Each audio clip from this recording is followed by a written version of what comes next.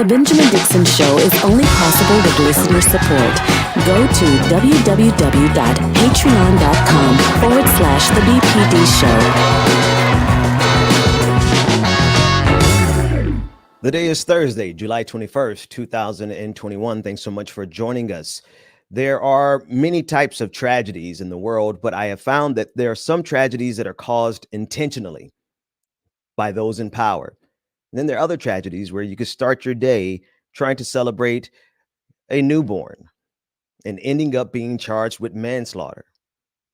Let's talk about the complexities of the different tragedies that we experience in this lifetime.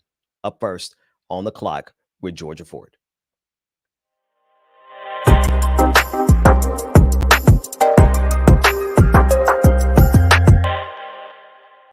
COVID cases among children are back on the incline.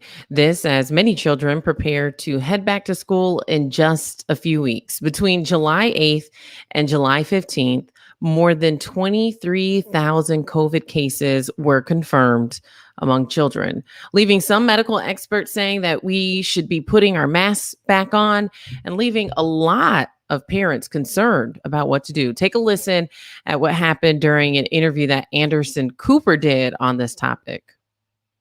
Last few months, we have, according to independent research, saved millions of people from hospitalization and hundreds of thousands of people from COVID-related deaths because of the vaccination effort. So while we are seeing spread, what we are not Sir, seeing... I get that, but there's half the country who are vaccinated, and I'm one of them, and I have a small child, and I want to know, do I need to wear a mask because a whole bunch of my fellow Americans are choosing not to get vaccinated, and if I get infected, am I going to pass it on to my child? And I haven't been able to get a straight answer on whether or not I'm a danger to my own child if I get infected. So should I wear a mask? So, Anderson, I'm glad you asked, and you and I are in the same boat. I have two small children as well. They're 3 and 4. They're too young to get vaccinated, and I'm worried about their health too. So here's how I'm thinking about it. I know that if you're fully vaccinated like you and I are, our risk of both getting sick and transmitting it to our children is low.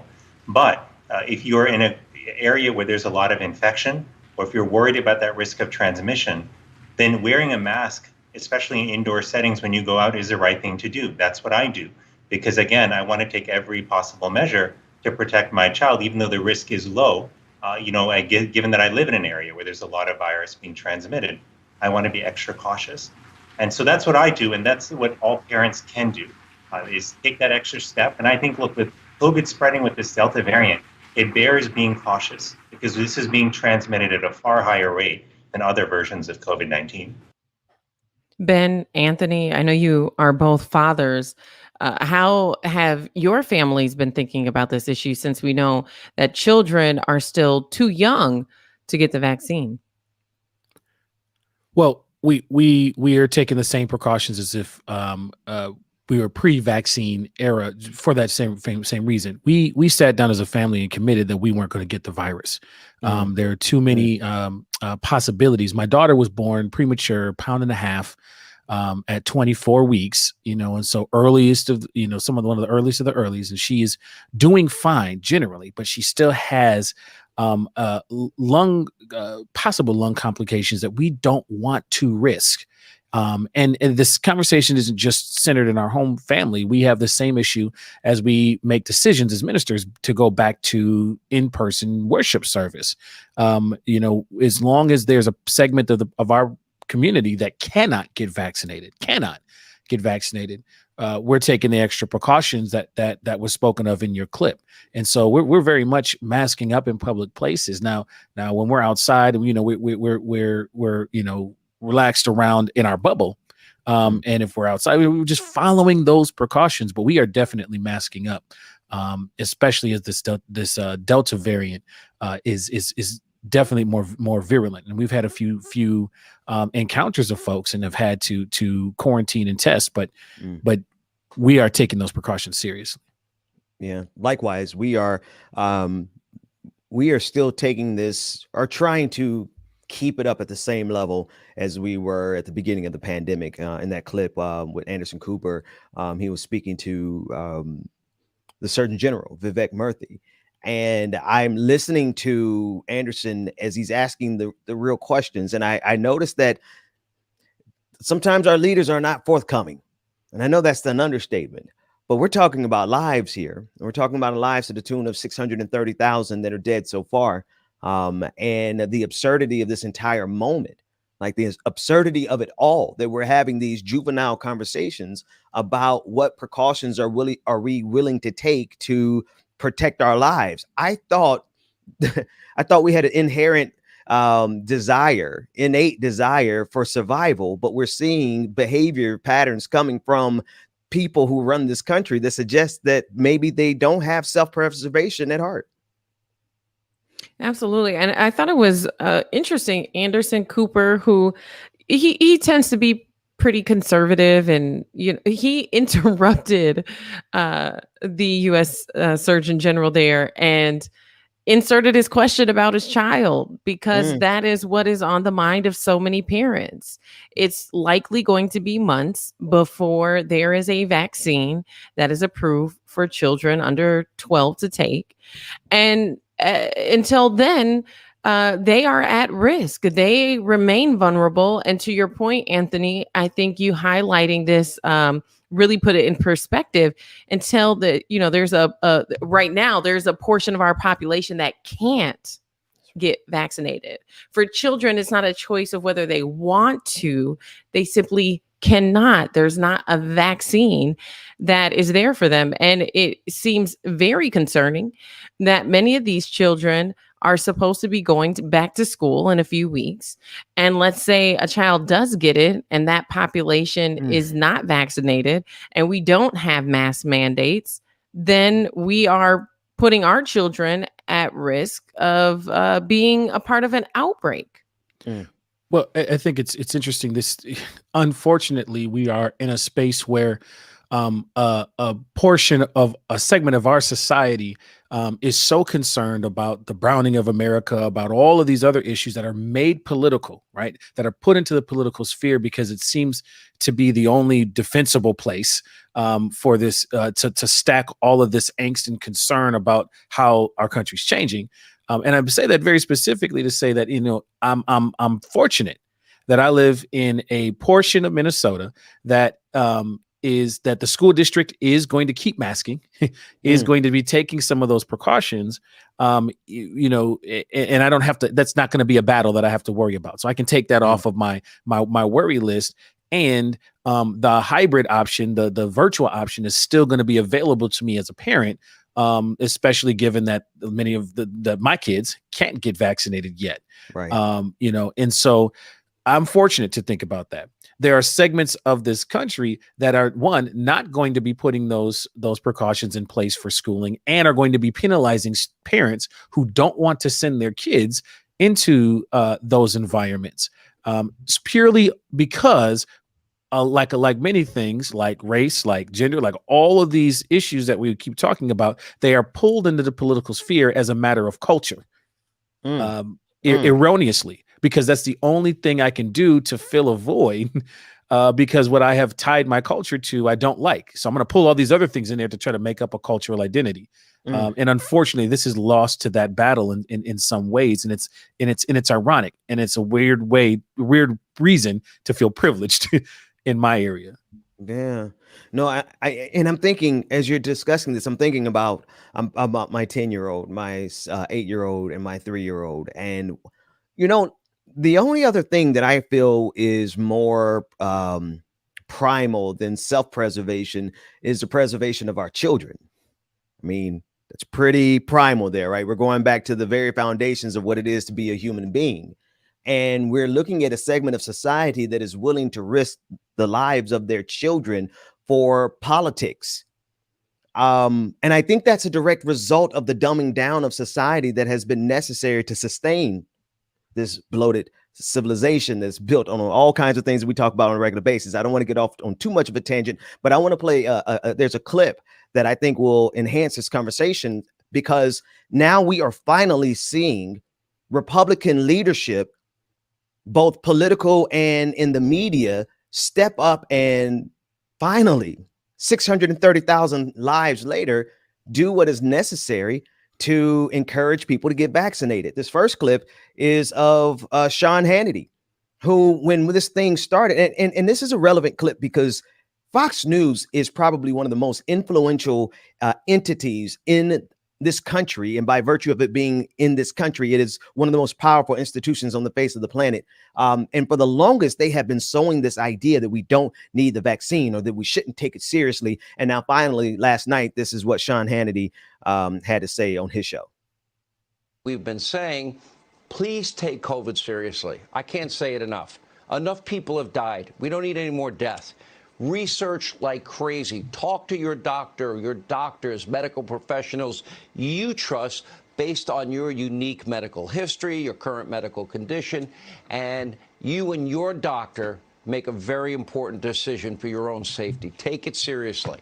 You also have a right to medical privacy. Doctor-patient confidentiality is also important, and it absolutely makes sense for many Americans to get vaccinated. I believe in science. I believe in the science of vaccination. So finally, he admits that they had, this is after speaking to millions of people every single night. If we really want to understand why there's so much hesitation on one side of this country to get the vaccine, we have to look at the contribution of Fox News, but also the Republican Party as an establishment. Here's another clip of Mitch McConnell, where he's essentially now coming to the table to say, hey, let's get vaccinated. Let's take a look at that. 97% of the hospitalizations in the country for COVID are unvaccinated people. It never occurred to me after 3 highly effective vaccines were developed in under a year that we'd have difficulty getting Americans to take the shots. But that's obviously where we are. I want to underscore in the strongest possible manner I can, and being very aware that it took 7 decades to come up with 2 effective polio vaccines. This was done in under 1 year. These shots need to get in everybody's arm as rapidly as possible, or we're going to be back in a situation in the fall that we don't yearn for, that we went through last year. The Republican governor of Utah said this weekend that conservative talking heads are, quote, literally killing their supporters. Would you speak out against people who are actually speaking out against the vaccine? I don't know how I could be any more clear than I have been. I've been saying the same thing about vaccinations all along the way. Others can say whatever they choose to say. It is not at all unclear that the way to avoid getting back in the hospital is to get vaccinated. I want to encourage everybody to do that and to ignore all of these other voices that are giving demonstrably bad advice. Anthony in Georgia, this is markedly a market turn from the type of rhetoric we've seen over the last year, but I think the damage is already done. Yeah, I couldn't agree more. And I think that even when you look, when Trump was in office, you know, he, it felt like took this pandemic as though it was a joke. We remember him saying certain things about, was it putting Clorox or, you know, just weird things that he would say about this pandemic. But ultimately, I think the worst advice that was given was to not wear a mask. And so many Republicans who were storming around in our communities, trying to go against restaurant owners and go against cashiers at the grocery store, saying that they didn't need to wear a mask, that no one could tell them what to do.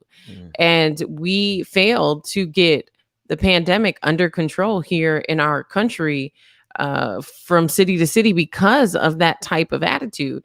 So it's long overdue that, you know, we hear from Republicans on this issue that are saying things that actually match up to the guidance given by CDC from the very beginning of this pandemic. And I think that prematurely we lifted the mask mandate in a lot of cities. I think it's something that we should have kept there. And had we have been more preventative, had we have been thinking more in terms of preventative measures, I don't think that we would have seen the numbers that we did, but we are where we are. And now I think we have an opportunity, now that we're seeing numbers increase, we know how to curve the numbers. So let's do what we need to do to keep our country safe and to keep our baby safe. I want to point out, like, if you look at the maps of vaccination rates and the percentages of the population that are vaccinated state by state, it starts to look real familiar because it mirrors our political map. In many places with a few outliers. Again, I'm in a state where I'm fortunate, just like the folks in the Northeast and the folks in California, where our vaccinations rates, we're approaching 60%. And are on track. We're plateauing, unfortunately, for the issue that we're talking about right now, to the point where new PSAs are being ordered from many different state agencies and things like that to try to increase. I mean, barbershops are now the barbershop program, which is you can get your free vaccine. You can talk about it with professionals that are just posted up at barbershops now and get your vaccine at the same time. So, and I want to also underscore, what Georgia said about, that we need to stay vigilant because, like, lurking in those numbers are the same disparities that we talk about in every other sector. So within the Black community in Minnesota, our vaccination rates are far lower than the state totals when you disaggregate that data.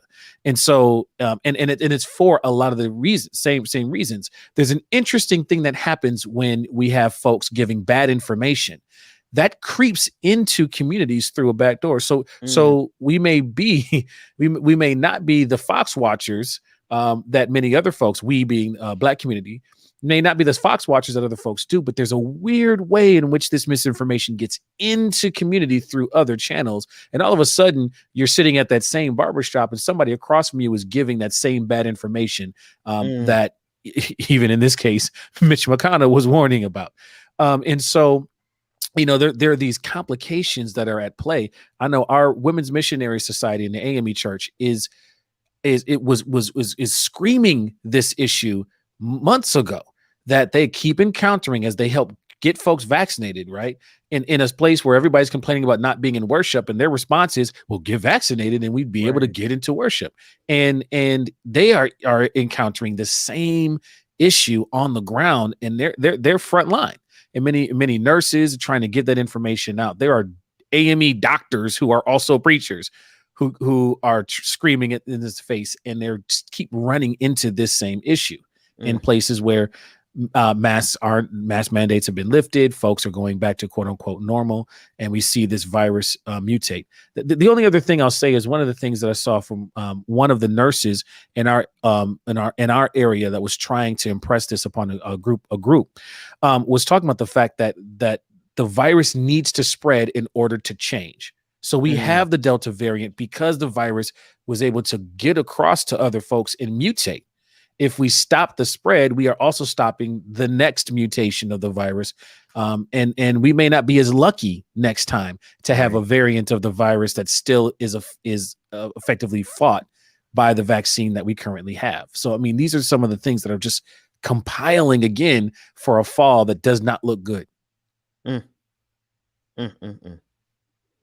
Well, I want to take this opportunity to pivot here a little bit. We all know that there have been a number of wildfires that have been happening in California. Recently, there was in a very unfortunate situation. A couple decided to do a outdoor gender reveal. The one where you release the smoke. And if it's pink, it's a girl. If the smoke is blue, then it's a boy. Well, come to find out, the most recent wildfire that's happening all started after a couple decided to do a gender reveal outdoors. Take a listen at what officials are saying about this incident. Or a pyrotechnic device that exploded. The fire started as a small fire and then it grew completely out of control within the first few hours. And so now that couple facing manslaughter charges.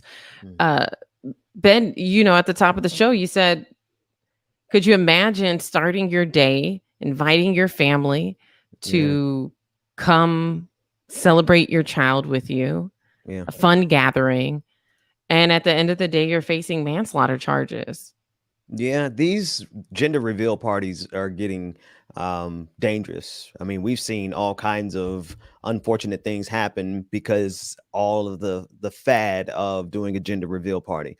And of course, it has nothing to do with the gathering itself, but it's like everyone is having to one up the next person, and we got this whole trend going on. And in the midst of this trend, we've seen some of the most unfortunate accidents.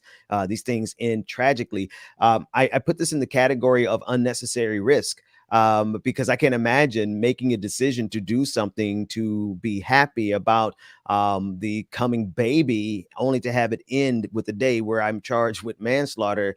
And I don't mean to chuckle at their unfortunate situation, but it's the absurdity of that possibility, and to have it rooted in this gender reveal phenomenon where everyone is just trying to, we're glad everyone is happy, but let's take some safety precautions here. And the fact that we have to have this conversation is kind of absurd in a very sad way. Well, and I'll just add this quick, Anthony. It makes me think about climate change. And when we talk about misinformation, right, we're very aware of how that implies to like COVID, the consumption of news. But climate change is one of those issues where you have a lot of people saying, well, you got to tell both sides, because there's a portion of the population that doesn't believe that climate change is real. So tell both sides. The reality is you go outside to do a gender reveal party, and now there's a wildfire. Climate change is real. There's not two sides to this issue. Anthony, what are your thoughts on this?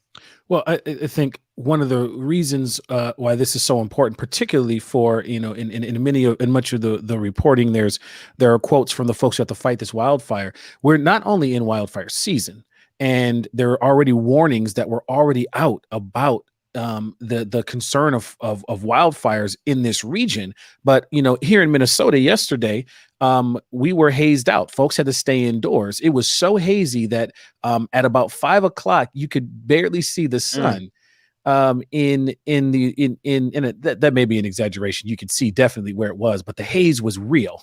Right. And that's from Canadian wildfires that are coming down, and the haze is coming down and messing with air quality in the Twin Cities. So I think what makes this even more egregious is that the choice to do it in this way is happening in a tinderbox, in a literal tinderbox that has already been plagued, and now resources are having to move to address this, along with many other firefighters. And Georgia, correct me if I'm wrong, but did we lose a firefighter in the process? Mm-hmm. Yeah, that's what the manslaughter charge came from. Wow. That's what it came from. Okay. Yeah. Wow. And so, I think that just underscores that, we aren't paying attention to the larger thing. I think, Georgia, I think you're right on in that this isn't unconnected to the things we're not paying attention to. The only other thing I'll add is we have a COVID connection here. Gender reveal parties, because of having to be in quarantine, have as many parties and many activities have gotten bigger, riskier, because we want to be out and about. And I've noticed this. There was a gender reveal party locally where they did it as a wrestling match, right? And so there was the male, the blue and the pink, which didn't used to be the colors for boys and girls. That happened in the 1900s. Some switch happened. It used to be the exact opposite, but that's a different story. They were fighting, and the winner was going to be the one where it's revealed, right? And it was all fun and games. All fun and games, except for the fact that if anybody's done your amateur backyard wrestling, you mess up, and somebody was slammed and ended up having to go to the hospital for fracturing their vertebrae in a couple of areas. But the reveal happened. So I think it's connected to our larger issues. It's connected to where we are, as a society. And I just think it's very interesting that we detach from these larger issues, and fail to see the connections. And when we do, we start to make these kinds of decisions. This is a case, and we can wrap up here, but this is a case that I want to follow, because I want to know, just because you're charged with manslaughter doesn't necessarily mean that you'll be convicted. And I want to follow this because there's a part of me, I totally understand it, but that also feels like it's a little excessive. And I think that it's interesting that someone who has no intention on harm being done ends up being held responsible in this capacity. When you contrast that with, for example, a police killing, and we know that the intent for someone like Kim Potter was not to fatally shoot Dante Wright. She claimed that she used her taser. We had to protest and demand that she be charged with that, right? And so when you contrast this with manslaughter charges for a couple who had no intention to start a fire, who had no intention for a firefighter to lose their life, and now they're facing manslaughter charges, can't help but think it feels a little excessive. Not only excessive, Georgia, but just reflective of who the system is designed to hold accountable. Not the powerful, but the powerless. And in this example, whether these gender reveals are caused by keeping up with the Joneses, a function of boredom, of COVID-19, setting all of those factors aside, the fact that this couple could be held accountable for manslaughter and we can't get justice in so many police shootings, you're absolutely spot on. Well, I want to thank both of you for participating in this conversation this morning. I know it always feels like there's more to say on these topics, but we are on the clock. So for those of you watching, thank you so much for joining us. Stay around for more on The Benjamin Dixon Show.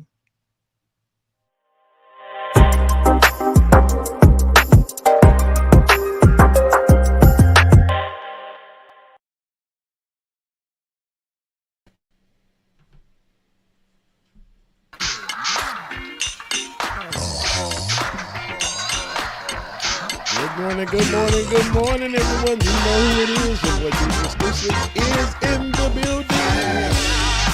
Good morning.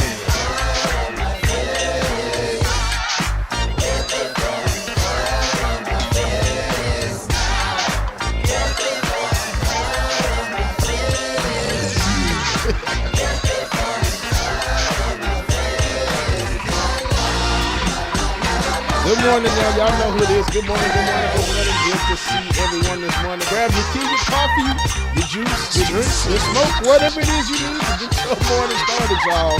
The Benjamin Dixon Show is coming up next, followed by Like It or Not. Shout out to Georgia, man, on the clock, y'all. Make sure you stay tuned.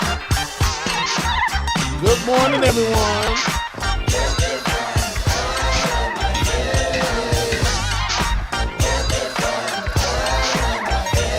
They said they can't hear me. Can y'all not hear me? Good morning.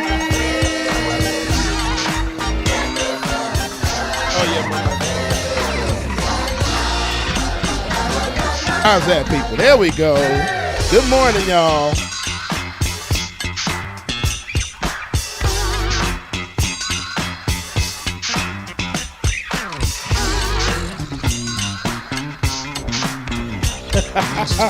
Good morning again, y'all. Y'all make sure y'all stay tuned. While Bubba tries to get his microphone turned up some more. It's like you gotta touch it and then it goes up. There you go. Chuck Diesel, what's going on, brother? Environmental Coffee House, good morning.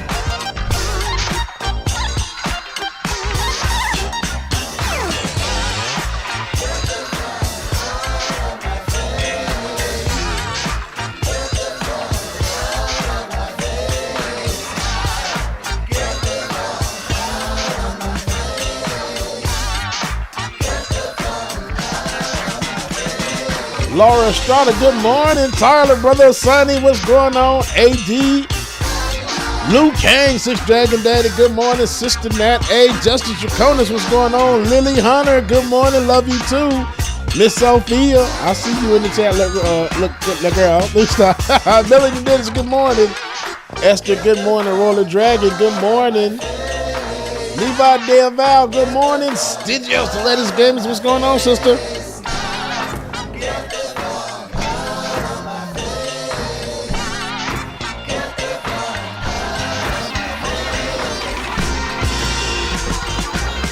Savage Sweetheart, Alicia, y'all, good morning.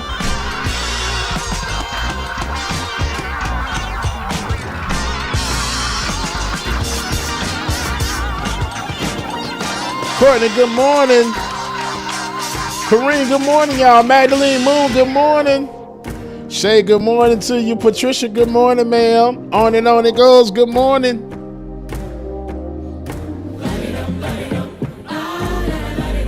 Luke Kang, Lance. Luke Kang, what's going on, brother? Good morning.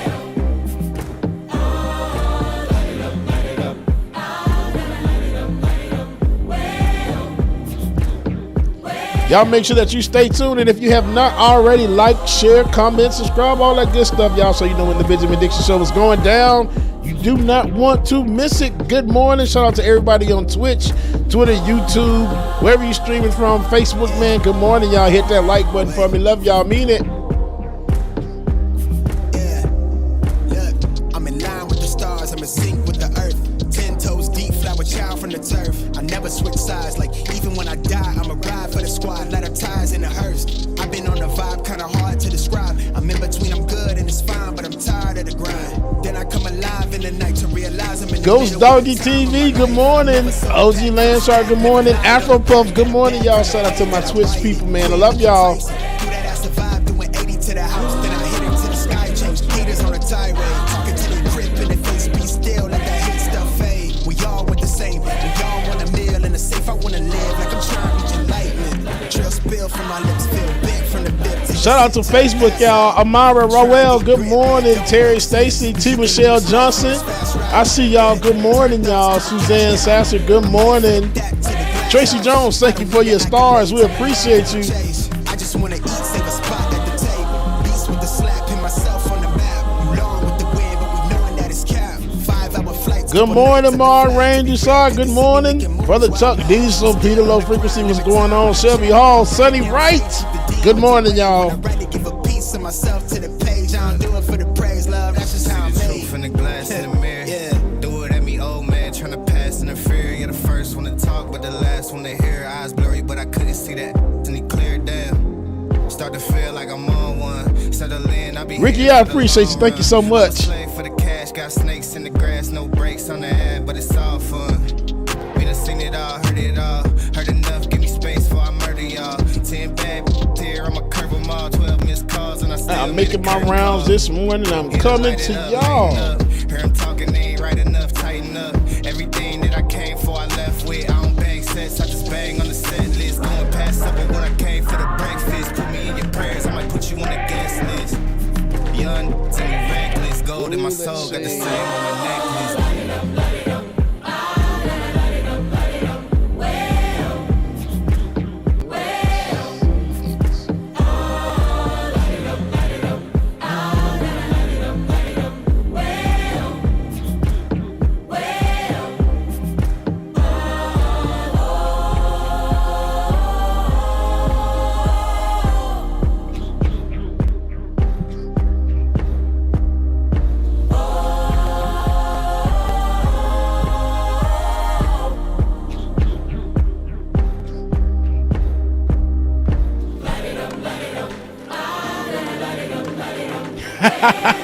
A lady 747, I appreciate you.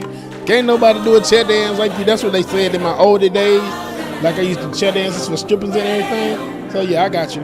I can't stand y'all. Sticks and stones may break my bones. Magdalene Moon, you know you are quite welcome, sister, anytime. Just can't hurt me. No, I ain't been Susan Bradley, good morning. I've been wrong. Courtney the SLP, Lisa Noel, good morning, y'all. Can't hurt me. No.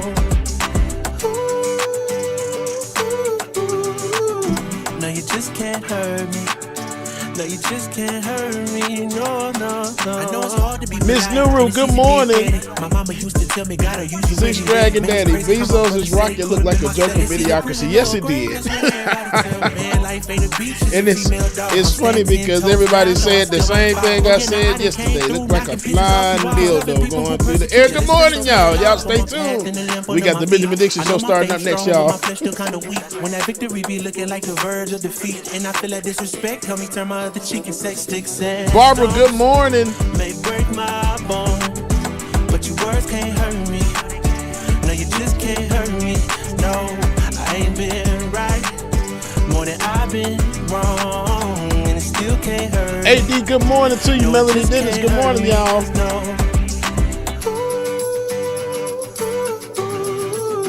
No, you just can't hurt me.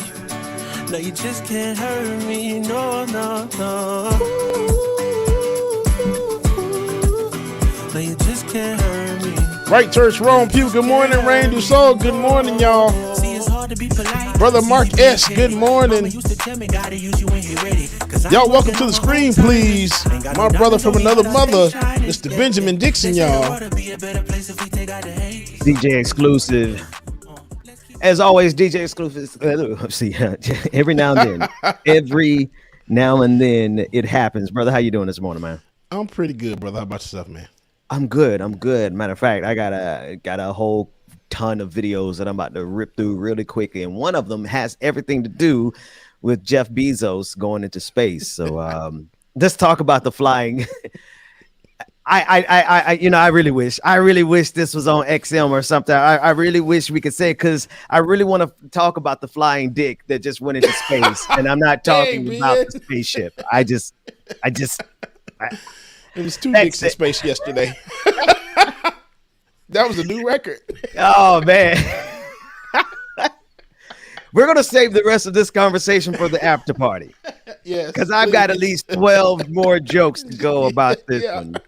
But I do want to talk about this. I want to talk about this pretty seriously. I want to play this first clip from Jeff Bezos's trip to space. And this is the clip where he is saying that I want to thank every Amazon employee and every Amazon customer because we paid for his trip to space. Let's take a look. Also, I want to thank every Amazon employee and every Amazon customer because you guys paid for all of this. So seriously, for every Amazon customer out there, and every Amazon employee, thank you from the bottom of my heart very much. It's very appreciated. So in other words, all that overtime that those Amazon employees worked and all those benefits that they didn't get, that's where all that money was going to. But I digress. I'm sorry, Ben. My apologies, bro. No, man. I know people that work for Amazon, and I've heard some of the horror stories from them. And that's like for you to get on stage and to thank me for the work that I do and the packages and stuff that I order, it's like a slap in the face. You're literally a dick, bro. Literally a dick. Literally. I mean, because he blocked the organizers, black organizers in Bessemer, Alabama, from unionizing. They pulled out Amazon pulled out every possible trick that they could, to the point of potentially violating labor laws, right? To stop the union or the employees who wanted to unionize in Bessemer, Alabama. He stopped them from unionizing. I mean, you talk about the conditions, man. Most of us know somebody that work at Amazon because, well, they're everywhere. And he's right. He should thank all of us who have bought stuff from Amazon because we have made him so rich that he could spend all of this money to go into space for 10 minutes just because he chose not to pay his employees what they need to have not only livable wages, but decent work conditions.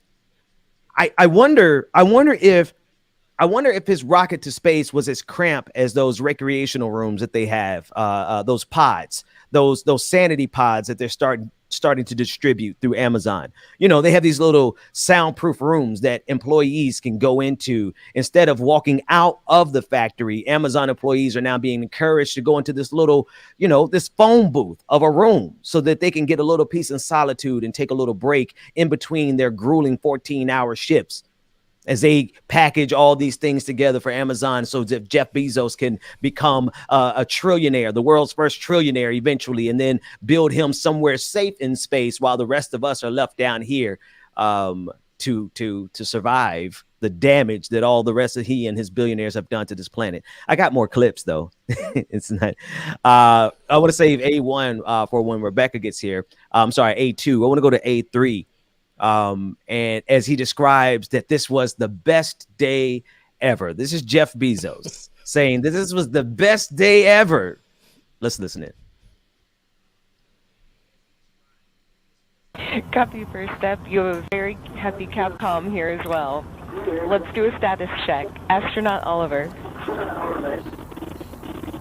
Control, SM over. Status correct.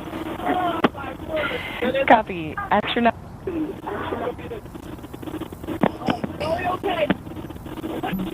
Copy. Astronaut demo.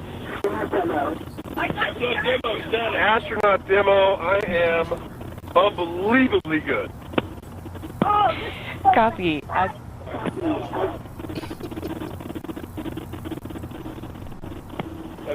Blue Control Bezos, best day ever.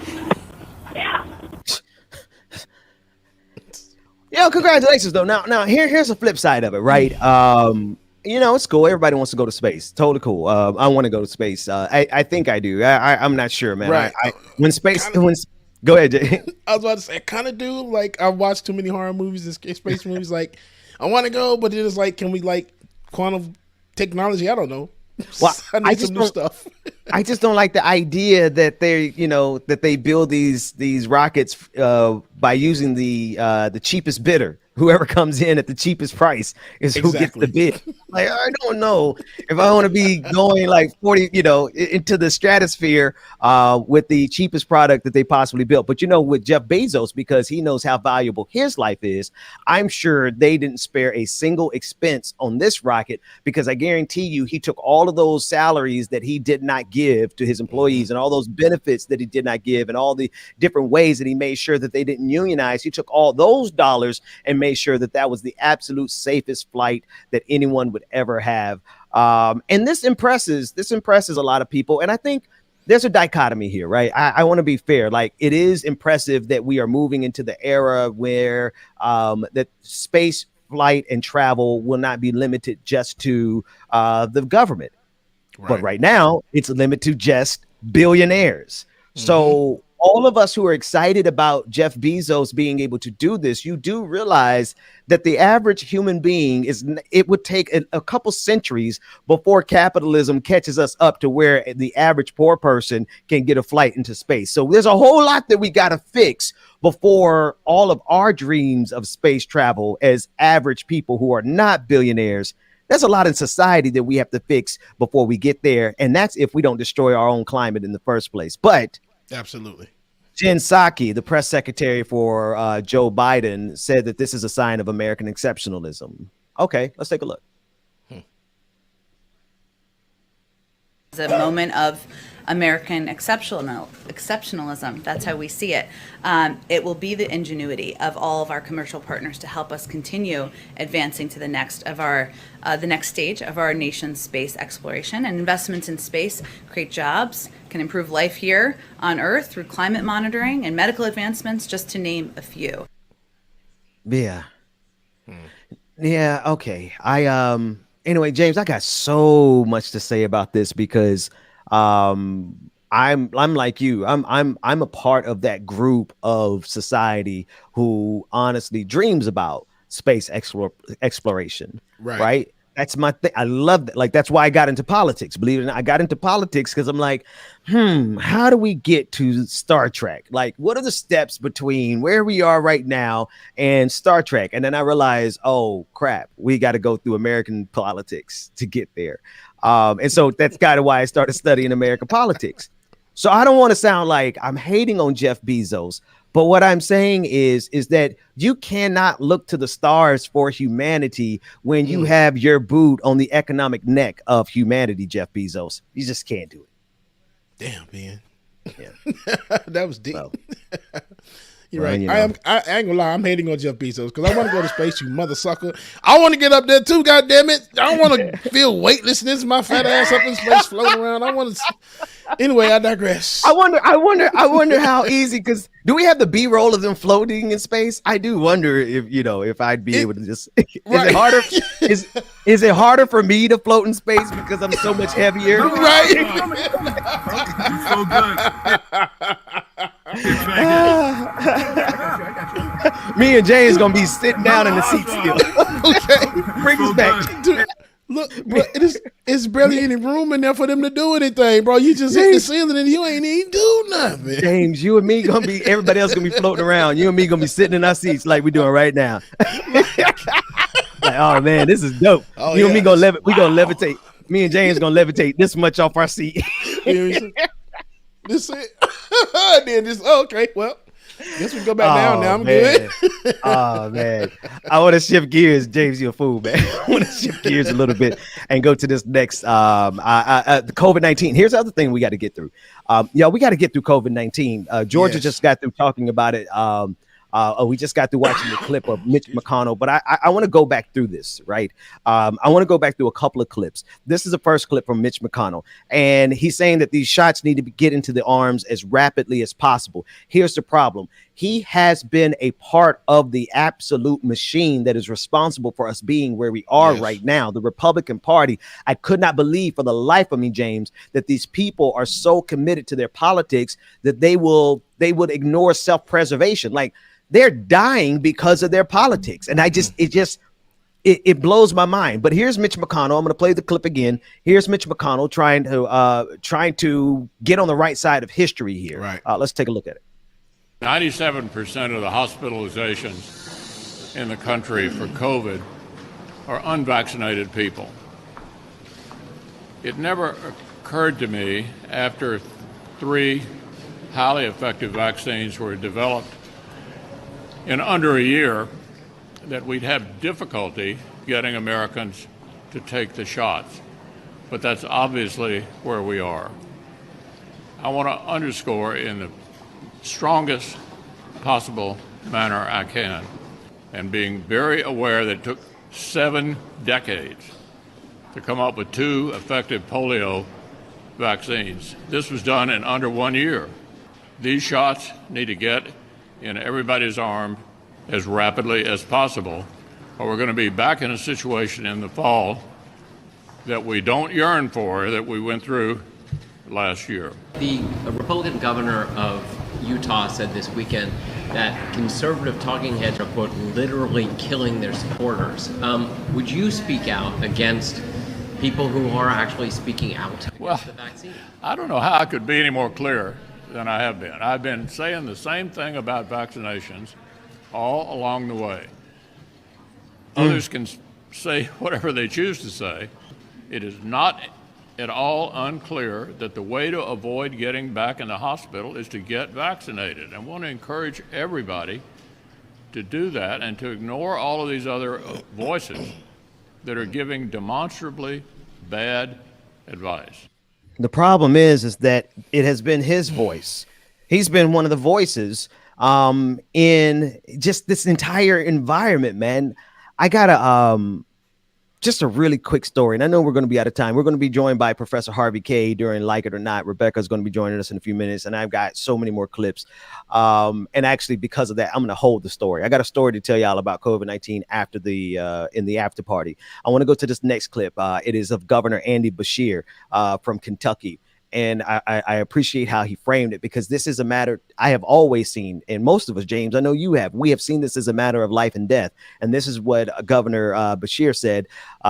They said, again, if you haven't had COVID and you won't get vaccinated, the experts say you're going to get it, and it's going to be the most serious illness of your life. Take a listen in. We've been saying this, but with the Delta variant, it needs to be followed. All unvaccinated Kentuckians, you have to be wearing a mask when you're outside your home and you're indoors with people you don't live with.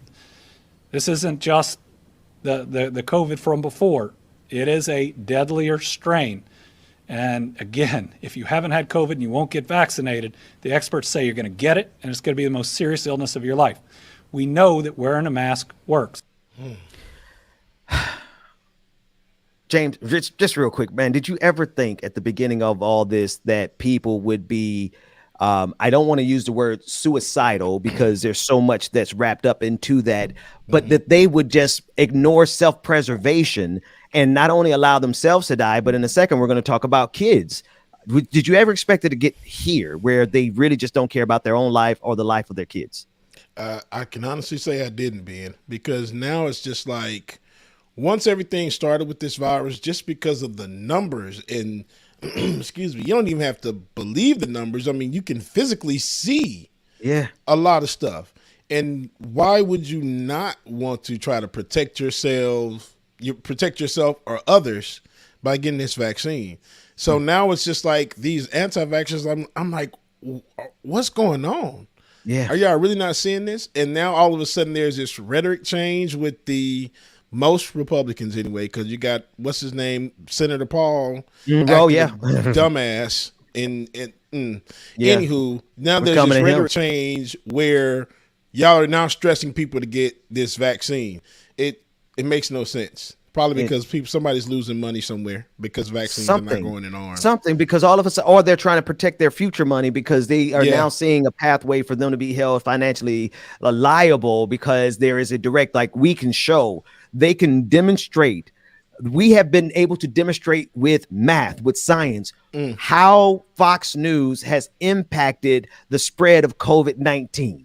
Okay, so now they know, we actually can trace this. Yes, we can. And here's the other thing, man. When we talk about children, here's a clip of CDC Director Dr. Rochelle Walensky. And she's responding to a question from Senator Roger Marshall, a Republican of Kansas. And in this clip, this is the arguments that we're having to frame to protect our children. Listen, this is what she had to say. She said, I think we fall into this flawed thinking of saying only 400 of the 600,000 deaths from COVID-19 have been of children.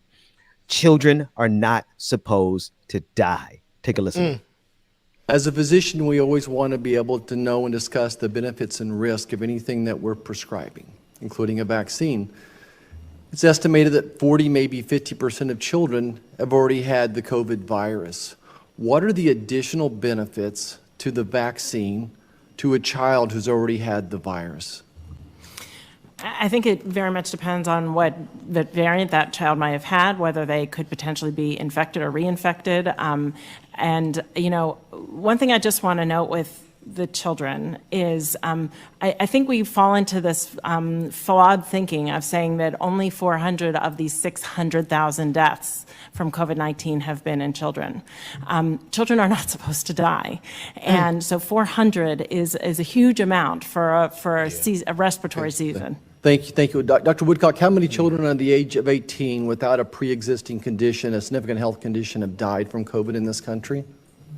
I don't have that at my fingertips. I'm sorry. Dr. Over 400. Without health that condition. I don't So know. I think the answer is probably 0. So I think if you take a deep dive, most of the children that have died had some type of underlying health condition. Oh, Lord, help me, God. I had not listened to that whole clip. I got to get his name.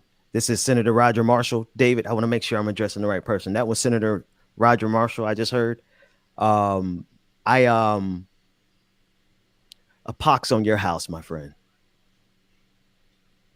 Because the casual dismissal of the pain of the families of 400 children. May the universe return to you in kind what you have entered into the universe. That part. James, take us to a break before I go full plumb off. Like it or not, it's coming up after this.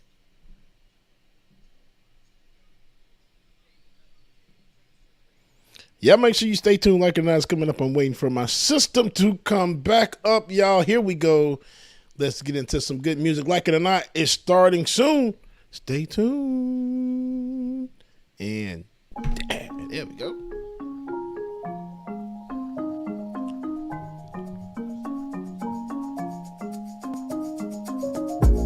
It was just a misunderstanding. Good morning again to everyone, y'all. Good morning, Mama and Daddy. I see y'all. Good morning.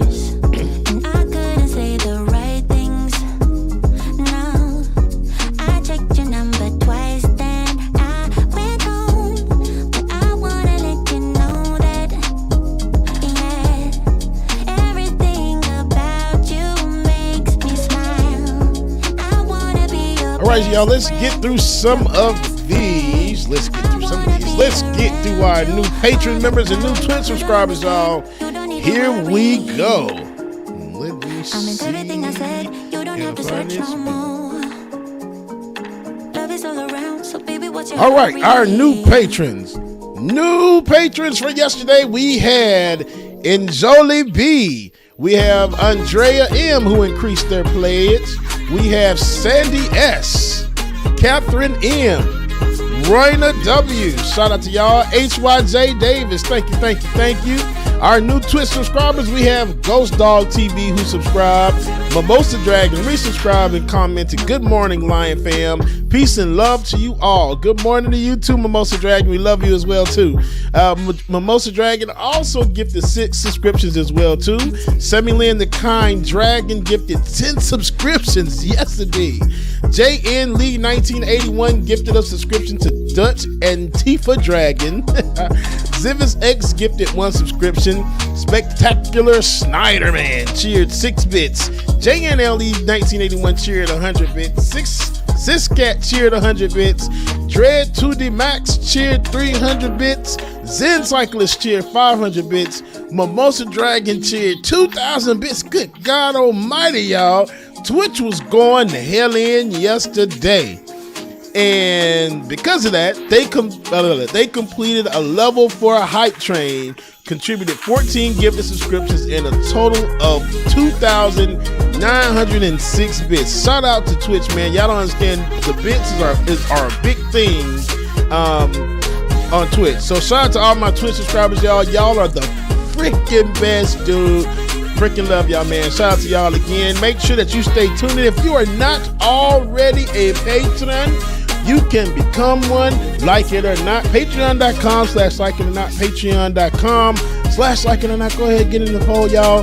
And then I got to tell y'all a story as well, too. But we'll get it tuned, okay? Got one more song to get to, and we're going to roll back with Like It or Not. So make sure that you stay tuned. Patreon.com/like it or not.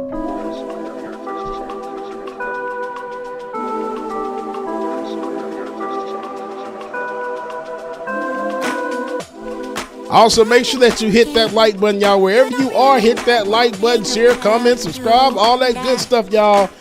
Stay tuned.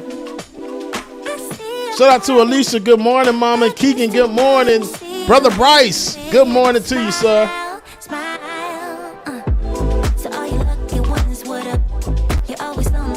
feel like I was about to start messing with y'all today.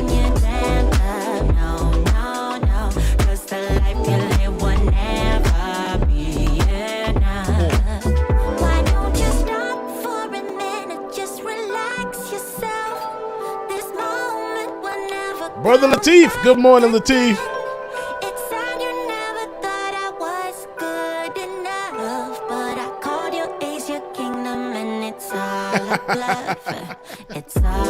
Black Dragon, good morning. Diallo, Blue Daddy, good morning. Come on, Blue Daddy. Jesse Minor, good morning to y'all, man. Good morning. All right, y'all, we're going to get back into it, so please stay tuned. Like it or not, it's starting now. It's about to go down.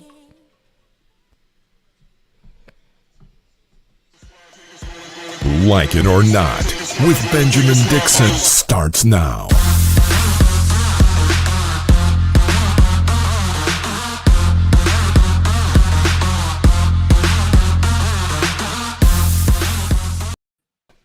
Good morning, good morning, good morning.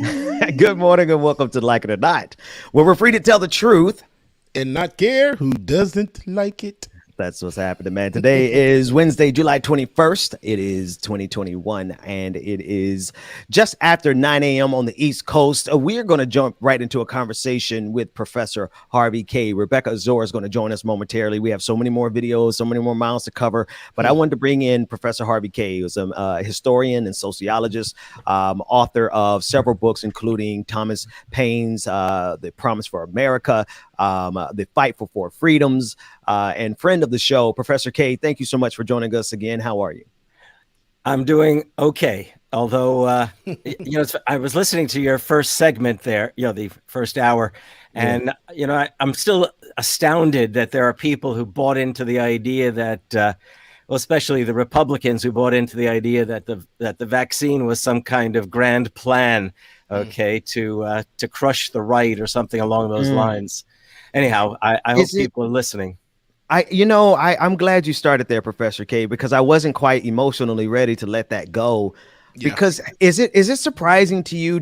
Can you think of any other time in history where even the powerful, like we know, and you know through history that there's always been a casual dismissal of the life of Black people, of indigenous populations. Currently, there's a casual dismissal of life in the global South. There's clearly a dismissal of life in Yemen. There's a dismissal of life in Afghanistan. And I mean, we have an external dismissal of life. But did you ever think that the empire would have a dismissal of their own lives? The leaders and the rulers of this empire would just casually dismiss their own lives and the lives of their children because of the politics of COVID-19.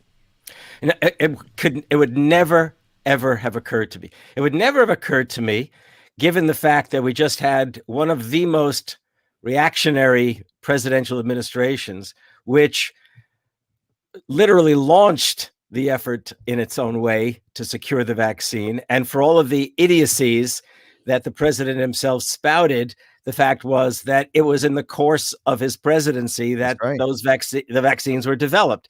So who would imagine, who would imagine that the very folks who were the base of that particular party and especially that administration would actually respond to Fox News folks' dismissive remarks and literally place themselves in jeopardy. You know, I was listening and I think I even tweeted or not, messaged into the chat that, the Republicans are eager to suppress the vote of Democrats, especially African Americans and other people of color around the country, by way of legislation. And yet the Republicans also have seemed eager to wipe out their own base, given their dismissal of the imperative, first of all, of wearing masks. You will recall that it all began there. Yeah. And that's the thing, Professor K, is that Republicans have become masters of pretending as though they are the oppressed. Yeah. They understand the philosophical and even literary advantage that the narrative of the oppressed gives people, and that's why they feign oppression. The war on Christmas, the war on Christianity. There is no war on Christianity in this country. There is no war against white people, but they know how to make critical race theory to be the boogeyman so that they can pretend to be oppressed. You actually wrote about something that I think is analogous to this in Senator Josh Hawley, and the Republican senator who is now creating this narrative of victimhood as it pertains to tech, the tech industry. Tell us about that article that you wrote for Common Dreams. Yeah, well, I couldn't resist reviewing his book, The Tyranny of Big Tech, because it was striking to me that one of the foremost of the reactionary senators, the junior senator from Missouri, was going to go after big tech. And I knew enough from the remarks that were on the book that he was going to be calling for the breakup of big tech, which, by the way, and that's a fine idea, absolutely. But that was the striking thing, that here was this Republican. Look, Republicans are generally the champions of big capital, the champions of the corporate order. So how could it be that the foremost dimension of the corporate order was going to come under assault from a right-wing Republican? So I picked up the book, and what was striking was not the way he developed the argument specifically about big tech. There was nothing terribly original about his attack on big tech. It's, the degree to which it has monopolized our public culture in many ways, monopolized not only shopping, but so much of our public culture. But what he did is much of the book literally projects a radical democratic class struggle argument, which he mobilizes to go after big tech. What he said, is I want to hold you there only because I want to contextualize for the audience. So when we say big tech, let's help the people really think Facebook, Amazon, Twitter, and then obviously some other tech companies, Apple, anything that you put in your hands or you log into in order to access this conversation or to have FaceTime with your grandbabies or your best friend or your bae, that's all big tech. And we all understand how ubiquitous it's everywhere. Every aspect of our life and is I'll just add controlled one. by yes. Yeah, I'll just add one thing to that. We used to talk a great deal, and still in many circles talk about what's called civil society. That is the space of American life, which is neither government nor specifically the economy. Civil society encompasses labor unions, civil rights organizations, even community associations, parent-teacher organizations, so on. Now, what people would say is the imperative for democracy is that we have open and free debate and discussion, and civil society is the place in which all of that takes place, out of which ideas are formed, the culture is created, and so on.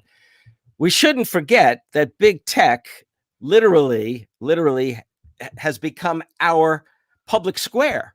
Yes. In great Yes. part.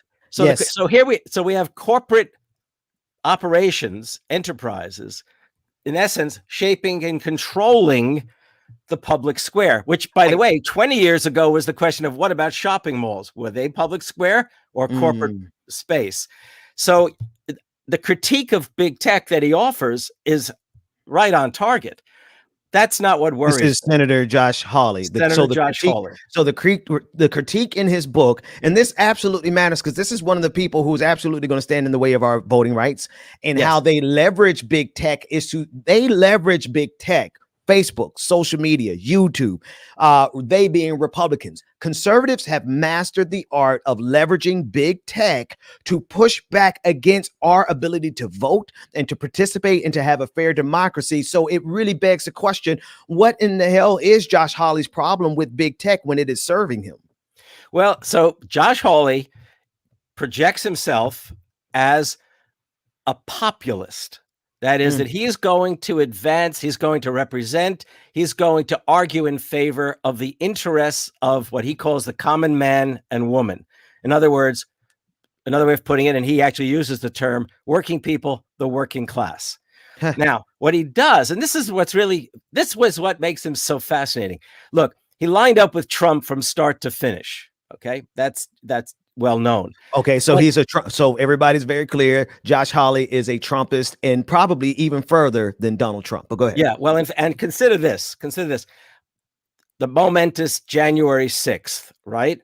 Hawley already made clear he was going to go into the Congress and dissent on the Electoral College vote. He was going to vote no on accepting the vote. Correct. Okay. As he approached the Congress, as this crowd, which soon became this insurrectionary mob, was forming, he walked by, and there's a famous photo. I probably should have said, put this up when you get the chance, but anyhow, where he gives a fist bump to the crowd to encourage them, right? Is that's the image that you have on That's the this top article of the right. article? Okay, David, I'm gonna shoot you that link, Right. and you might can pull it up. We'll put it in post, most certainly, and tell us Right. about. So that's January 6th. That's January 6th, and as a consequence of that, the book contract that he had with Simon & Schuster, okay, was pulled from him, and he brought the book out with the very conservative, in fact, in some fashion, very decidedly reactionary press, Regnery, Regnery. Right now, this is, and when you say reactionary, and because we're getting into the weeds, and I want to make sure everyone can come with us, because no, and I know we need the nuance, but I just want to make sure that everybody's with us. When you say reactionary, we're talking about the type of people, the reactionary thought of the people. Think of Charlottesville, the people who marched with the tiki torches and the khaki pants. Those are reactionary. So Josh Hawley aligns with the reactionary Donald Trump faction of society. He had his book pulled because of his support for January 6th. And now instead he's going after big tech. But big tech is still in favor. I mean, Ben Shapiro, there was an article from NPR that showed that Ben Shapiro has built an entire Facebook empire. Big tech has been good to conservatism. So why is he coming after them? Because keep this in mind, what he's planning on running for president, I'm sure of it. And his goal, look, Hawley recognizes what all too many people in the Democratic Party for all too many decades have either refuse to understand or have run away from. And that is that working people, whether they're white, black, or brown, okay, whatever their aspirations are, know who, in quotes, their class enemy is. And when I say that, what I mean is that they work for companies that don't pay them what they're worth, okay, that treat them, especially during this pandemic, we've seen the kinds of treatment that Amazon and other companies have subjected workers in the warehouses and else. So he's trying to appeal to those working people who voted for Trump to begin with because they were just plain angry at the Democrats. I mean, he knows this.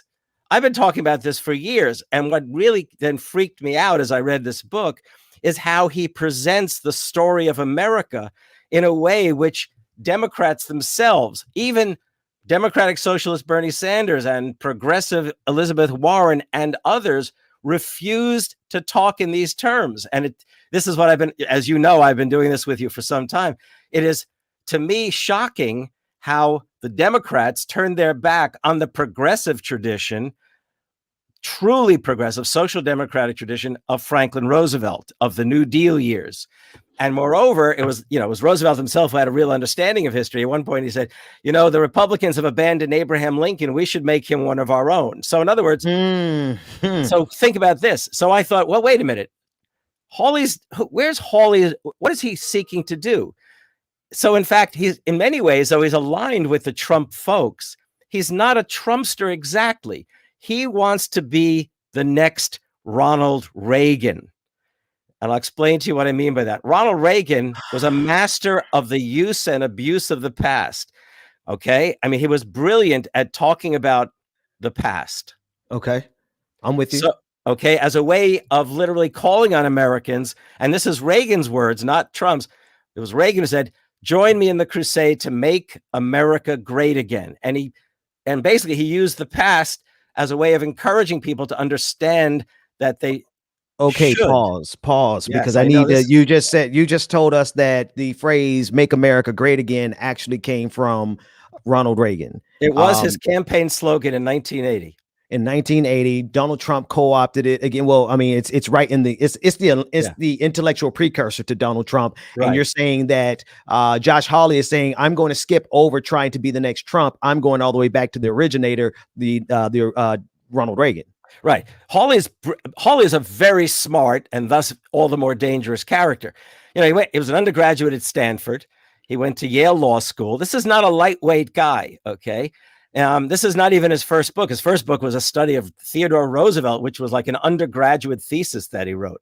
So what he does in this book, I'm not going to read much, but I just want to read to people. Listen to this, how basically he's grabbing hold of history to empower working people to think of him as the new Ronald Reagan or the new populist leader. Big tech looms large as any corporate power in American history, as large as the railroads from a century back. And I'll skip some lines. Its sway is prodigious. Its reach is wide. And yet, like those earlier monopolies, big tech's power is ultimately precarious because Americans are never long contented to be ruled over by barons. They agitate, they protest, they rebel against it. That is what is happening now. And that is why there is cause for hope. Okay. I need it only for the sake of time. I need us to cut to the essential here because you're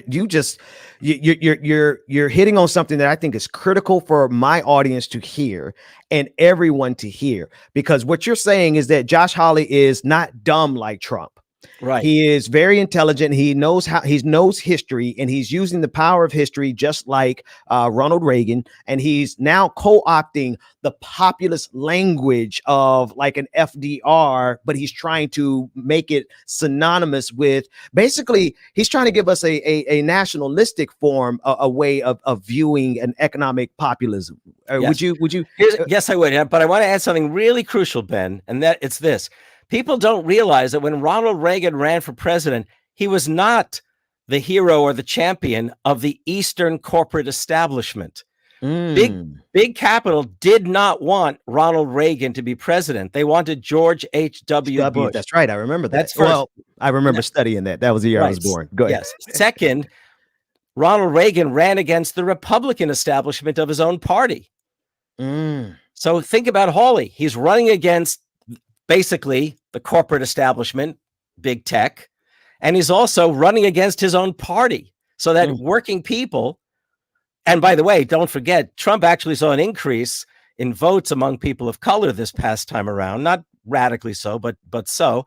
And so Hawley's got in mind, he's going to try to win the white working class vote. And maybe, given the nature of these past few years, he'll even sort of pull in all the more in spite of his obviously racialist politics. That's it right there. That's the last part, because when you tell me that Josh Hawley is aligning with the reactionaries, that tells me that he is the smart version of Donald Trump, that he would leverage those same people from Charlottesville, but he would leverage them in a way that gives them some type of intellectual precursor, some philosophical underpinnings to make them feel smart and justified. So I have to ask you this last question before we go to this break. How is he unsatisfied with everything that Facebook and social media and tech is giving to conservatives? Because the algorithm is in the faith. It prefers conservative reactionary thought. Well, he too buys into this idea that this is all part of this corporate and liberal establishment kind of plan to drive conservatism out of the public square, which also then enables him to appeal to folks who are indeed just plain old right-wing Republicans and could care less about working class needs. Oh. No, I mean, what's fascinating, look, the tragedy here, and I wrote this, and I have to tell you that I didn't do this with the idea that I'm going to reveal to the Hawley or even Trump voters what's really going on. I'm trying to tell people on the left, whether they're liberals, progressives, or radical, whatever they want to call themselves, that we have left behind the history that's ours. And we have got to start, as you've heard me say all too many times probably, we have got to start talking about the degree to which this has been a radical story, the story of America. For all of it, the exploitation and oppression, the fact is that we did overcome along the way because of struggles from below. And we have to remind people that the way forward is not simply to vote, but it's to get organized and not allow the Democrats to be so either ignorant or suppressive of the story of America that is ours. We've got the radical story of America. Yes, well, sorry. Yes, indeed. As you know, I mean, my book is titled Take Hold of Our History, Make America Radical Again. I mean, we've got to cultivate a narrative that extends from the American Revolution and Tom Paine all the way through to the likes of A. Philip Randolph and so on and so forth. Yes. Absolutely. I would love to have you on one day with Brother Carl Mack as we talk about that history and how dangerous it is for conservatives to co-opt the radical history of the United States, especially when they're co-opting it in a way that is going to be suppressive to marginalized groups across the globe. And I think that's the warning that you're giving us in your article on Common Dreams entitled Josh Hawley Throws a Challenge at Big Tech and the Left. Professor Harvey K. I got to have you back as soon as possible. Thanks so much for joining us this morning. Thank you. It's always a pleasure. You're brilliant. Oh, no, man. I thank you for this brilliant conversation. DJ exclusive. It is in your hands. When we come back, Rebecca Zor is going to join us, and we've got a lot of miles to cover, more like it or not, after this. All right, y'all, make sure that you stay tuned. Our sister from another mister will be joining us this morning again, Rebecca Azor.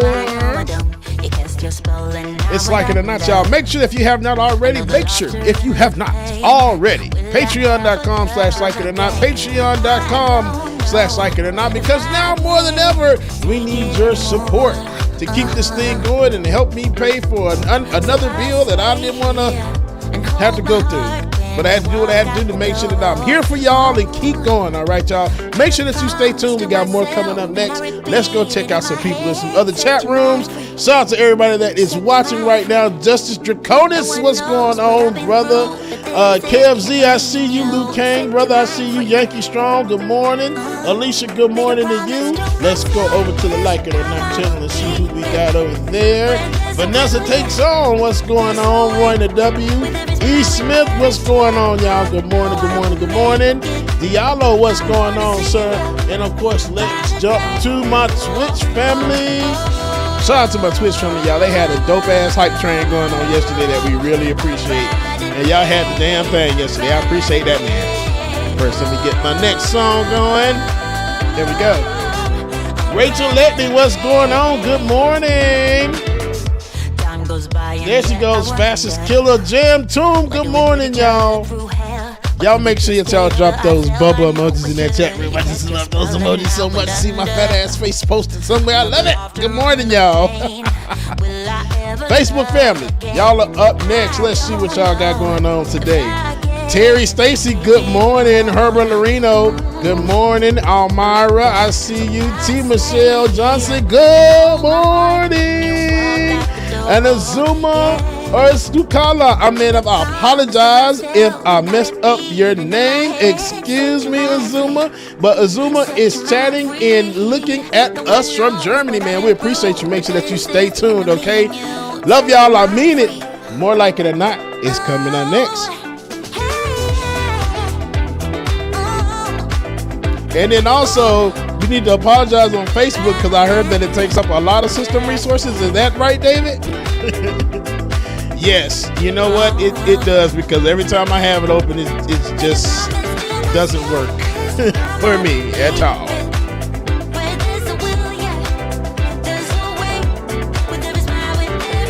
Yeah, man, I said Germany. That's dope as hell. We international, y'all. Germany, Australia, the UK, New Zealand, man, we all over the place. Japan, wow. That shit makes you feel good. It really makes you feel good. I really love y'all. You just don't understand. Jelly Roll Bubble, a lady 747 says, Jelly Roll Bubble, thank you for your super chat. I appreciate you. Ken M, thank you for your super chat as well, too. Laura Estrada sent the super chat earlier saying, we enjoy this show and I think to stay tuned. I can't remember exactly. And also, Shay seconded that super chat with his own super chat. So thank you all for your super chats this morning, man. Y'all are just some amazing people. Y'all dope as hell. Tiger, good morning, brother Tiger. Tiger says that casual dismissal of 400 dead kids is a sign this country deserves to fall. The easiest way to make a revolutionary is to take their family. You're absolutely right. Why do you think that Ben said Tiger uppercut? Yeah, you nailed that for real. But really, why do y'all think that all villains are villains? Because most times something is happening to their family or something in the past. Like, did y'all see Cruella? Now see why Cruella wanted to kill them damn dogs. See, they killed her mama. Well, actually, they didn't kill her mama. Never mind, but you see why Cruella was a villain, right? It makes sense. Villains are trained. They just go through a whole lot of stuff more than a regular person. I would want to be a villain. No, I'm just playing. I don't want to do that. Rebecca is chewing me up. Bubba, why would you spoil that? Man, that movie been out like for 5 months now, girl. You should have been seeing that movie.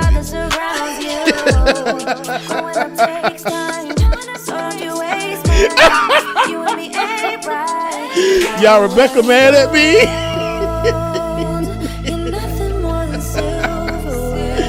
I love you, Rebecca.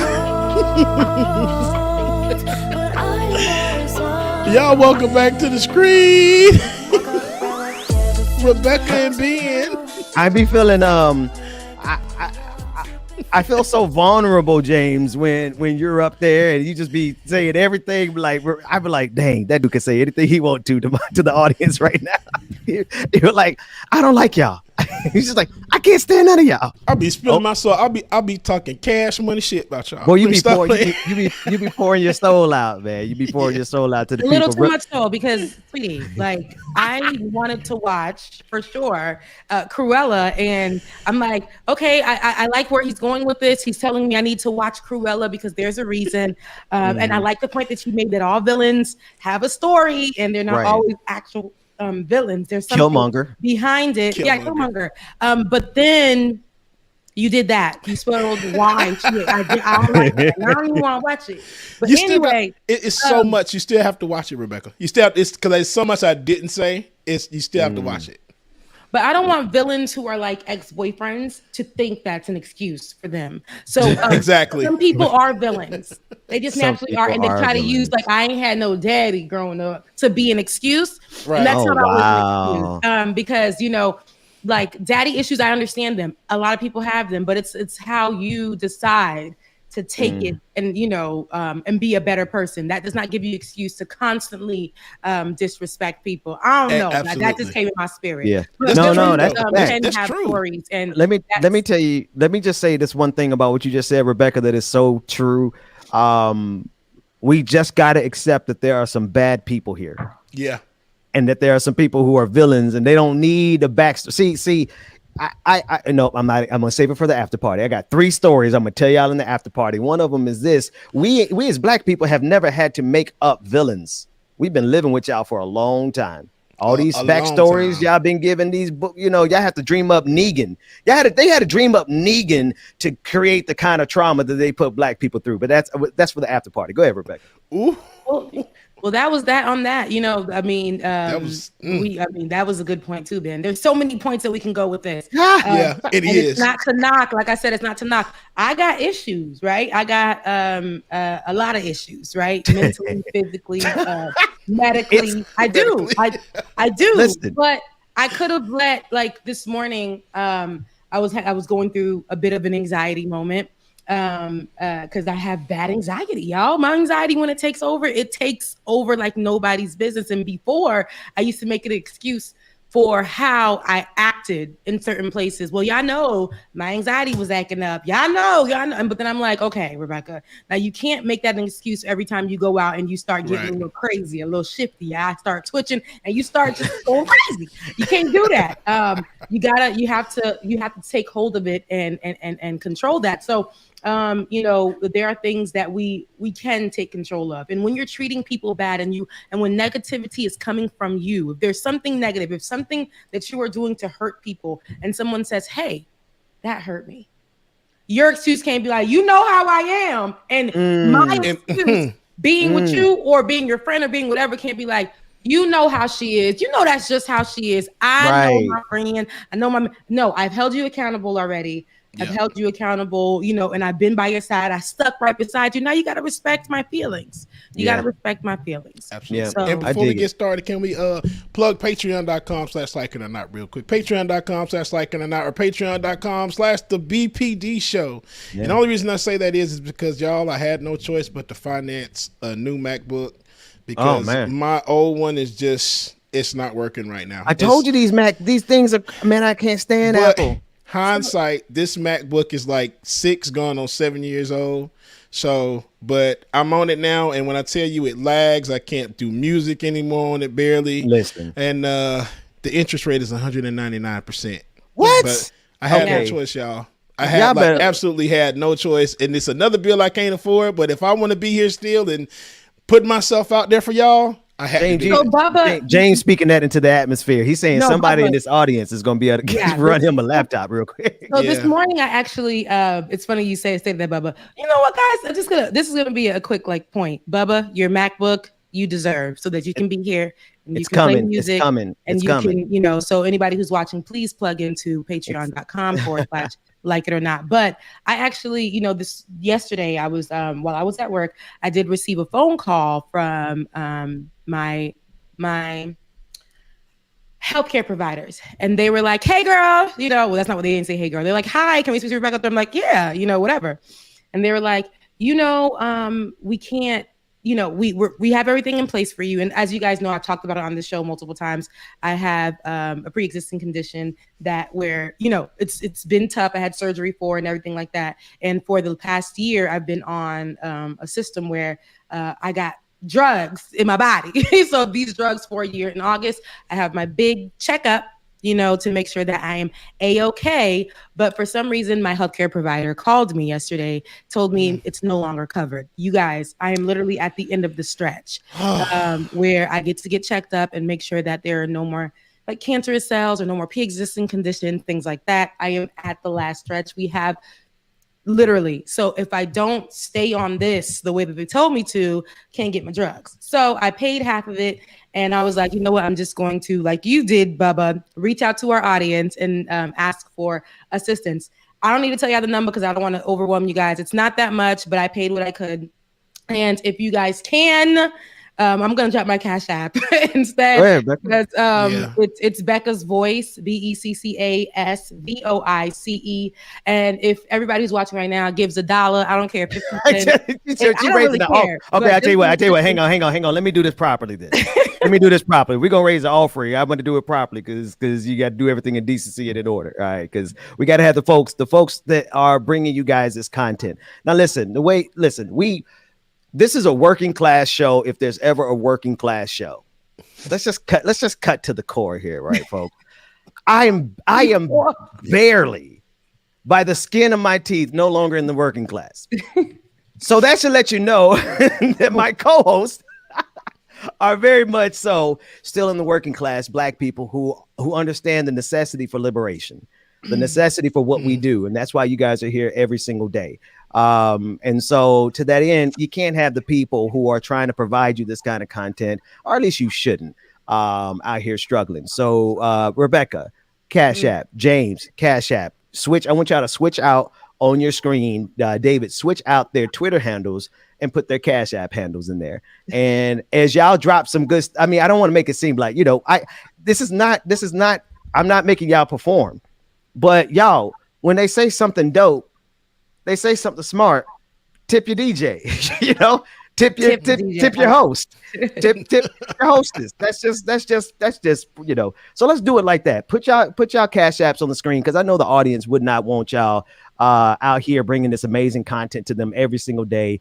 And because such is the nature of our show right now, it's a working class show. Now, listen, we got some hustle in us too. We ain't gonna be here always. We getting ready to blow the hell up because of how much dope content we bring every single day. That said, I don't see the screen. I want to make sure. Let me go click on the screen. Make sure that y'all Cash Apps. There it is. All right. Don't put it in the what is it? The super chats, which is great. That you guys do. Listen, we love y'all. Ben dropped the gym on us and was saying, it's great, but they take from us, and that is another capitalistic thing. But Ben, go ahead and no, I'll set it up, Rebecca, because as we were listening to Professor Harvey K in the last segment, and he was just talking about like this is at every level. This is a systemic issue, and Republicans and conservatives are out here trying to pretend like the algorithm is working against them, when the algorithm is working in favor of conservatism. Did y'all see that NPR article about Ben Shapiro, about how he is building an empire using social media? Ben Shapiro is this far right-wing conservative commentator who is, to me, analogous to being a reactionary, just like Josh Hawley. Like he's a Trump supporter, right? This is Trumpism. The algorithm is designed for Trumpism. And they out here acting like they're victims, when at the end of the day, the people who are speaking truth to power are the ones who we got suspended last week on YouTube, right? Rebecca, you are out here having to struggle as you speak this truth to power. You're having to struggle with the actual corporations that people are struggling with day to day. Like, y'all are living this life. I get to do this from home, right? But there are people who are very intimate, and y'all two are, and y'all know the stories of them. And I worked the overnight shift. There's some of us who have really had the hard way working to come up in this society. And there's a whole lot of Black people who are still in that place, living paycheck to paycheck. So when we talk about this, we ain't by ourselves. Yeah. Right. This affects us more than just living paycheck to paycheck, right? Because it's like, when we're living paycheck to paycheck, we can pay. Like, honestly, I'm okay with paycheck to paycheck and paying my bills. You know why? Because I remember the stress when I could not even live paycheck to paycheck. Right, Rebecca. I wasn't able to pay my bills, Ben. I wasn't able to put gas in my car. You remember, you were right there with me. I was on Peach State insurance that would not pay for my biopsy, that would not pay for my checkups, that would not pay for my surgery. You remember, I called you crying because I didn't know that my checkup was going to be a biopsy. I didn't have the money, y'all. They literally got me to pay this. They forced this money out of me, and then I couldn't pay the rest. And then this was way back then. I had to either choose between paying my car insurance and then paying my my home rent. Let me tell y'all what happened. Ended up leaving the job that we were at, Couldn't find one in that particular moment. Car got dragged out of my parking lot on Thanksgiving Day. Thanksgiving Day. I couldn't afford to live paycheck. I could not live paycheck to paycheck. It wasn't doing anything for me. That's why I tell you guys now, you know, I mean, I might live out in the boondocks, but this is affordable for me. I wanted something nice. I wanted something affordable because I couldn't afford this closer to my job. I could not afford this. You know, I have to sacrifice. So paycheck to paycheck might be one thing. It's better than it's better than not having a check. It's abusive though too. It's abusive because they make us believe that living paycheck to paycheck, slaving at your job, making just enough. Although they said that you'll be making this every hour, when you get your check and you see the deduction, taxes, and then I pay for insurance, only for insurance to tell me, because me and my girlfriend were talking about that yesterday. She was like, "Don't stress about it." She's like, I mean, insurance is a scam. I'm like, girl, it is a scam. Let's talk about that. I'm over here thinking that's part of the benefits. I'm okay. I'm being able to pay and do this and do that. And all of a sudden, we moved to this place where it's like, hey, we're no longer covering you anymore. You guys, I went to like 4 since May, right? I went and I'm thinking, okay, we're at the last of it. We're coming to the end of it. Y'all, a few days before I have to go in, they called me and tell me, yeah, we spoke to your doctors and it looks like you're no longer covered. Wow. Why? What happened? It just wow. You're no longer covered. And they decided you're no longer covered. Nope. I paid half of it right there, but then I started doing my math. How if I move this to the side, if I move this to the side, if I push this over here, if I do this like this, and then okay, but on this day, on Wednesday, I'm gonna have to push this bill to the side. And that's when I knew. It's scary. It's scary living that way. We so used to living like that, ain't we? And I was just about to say that, Ben. Yeah. It's like, I ain't gonna say it's embedded, but it's just like we're used to. I ain't gonna say used to it. I hate to say used to it. Yeah, man. We know how to move some stuff around. Okay, I can delay this. I can put this off and do a payment arrangement on this and switch this around. So yeah, it's living paycheck to paycheck, and then it's also like, okay, what can I rearrange until next week, 2 weeks, next month, and what can I delay? I hate it. I hate doing that. It just makes me feel like a fucking failure sometimes, y'all. A poor person. Like, first of all, person. You be having the weeks and the months that you're okay. Like I said, me paying my bills is a big deal for me. Yeah. But I think I've come beyond that stage. I no longer want to just pay my bills. I want to have money in my savings account that I don't touch. Yeah. Rebecca, before you keep going on that thought, I just want to make sure people understand these conversations folks ain't really having, man, because you know how impossible it is in an Instagram age to just say, hey, no, I actually don't have a yacht that I'm taking pictures on, and I don't have, I ain't always able to pay the bill at the club I just posted a picture from. Go ahead, Rebecca. Because you know what happens, you become lazy. Because they're bringing that. I was looking at my pictures from a few years ago, Ben, and I was looking at the drive. There's a song that I used to sing or listen to when I first left and went to college, and I was looking at my drive.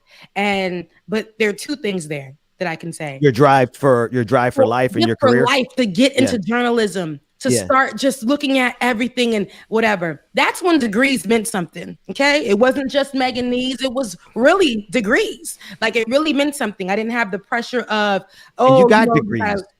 Social media and things like that.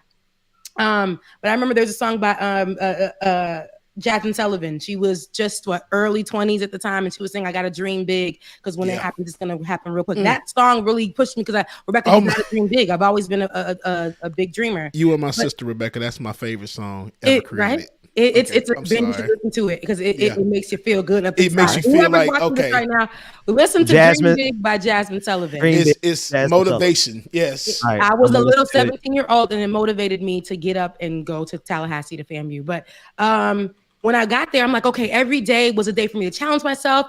And I was dealing with depression. I didn't understand how or what it was, but that song used to get me through. And then as I'm going and I'm doing my thing, I started realizing something ain't right with me being just like, oh, you got to do this, you got to do this, you got to do this, just constantly on that, because that's what society told me to do. I had to literally, the Diddy thing. If you got to sleep when you dead. And literally, guys, I was like on the move all the time. As a 17-year-old little thing on the hill, just on the move all the time, because I thought that was going to get me to a place where I should make money. I did that all the way up until the end of until my graduation.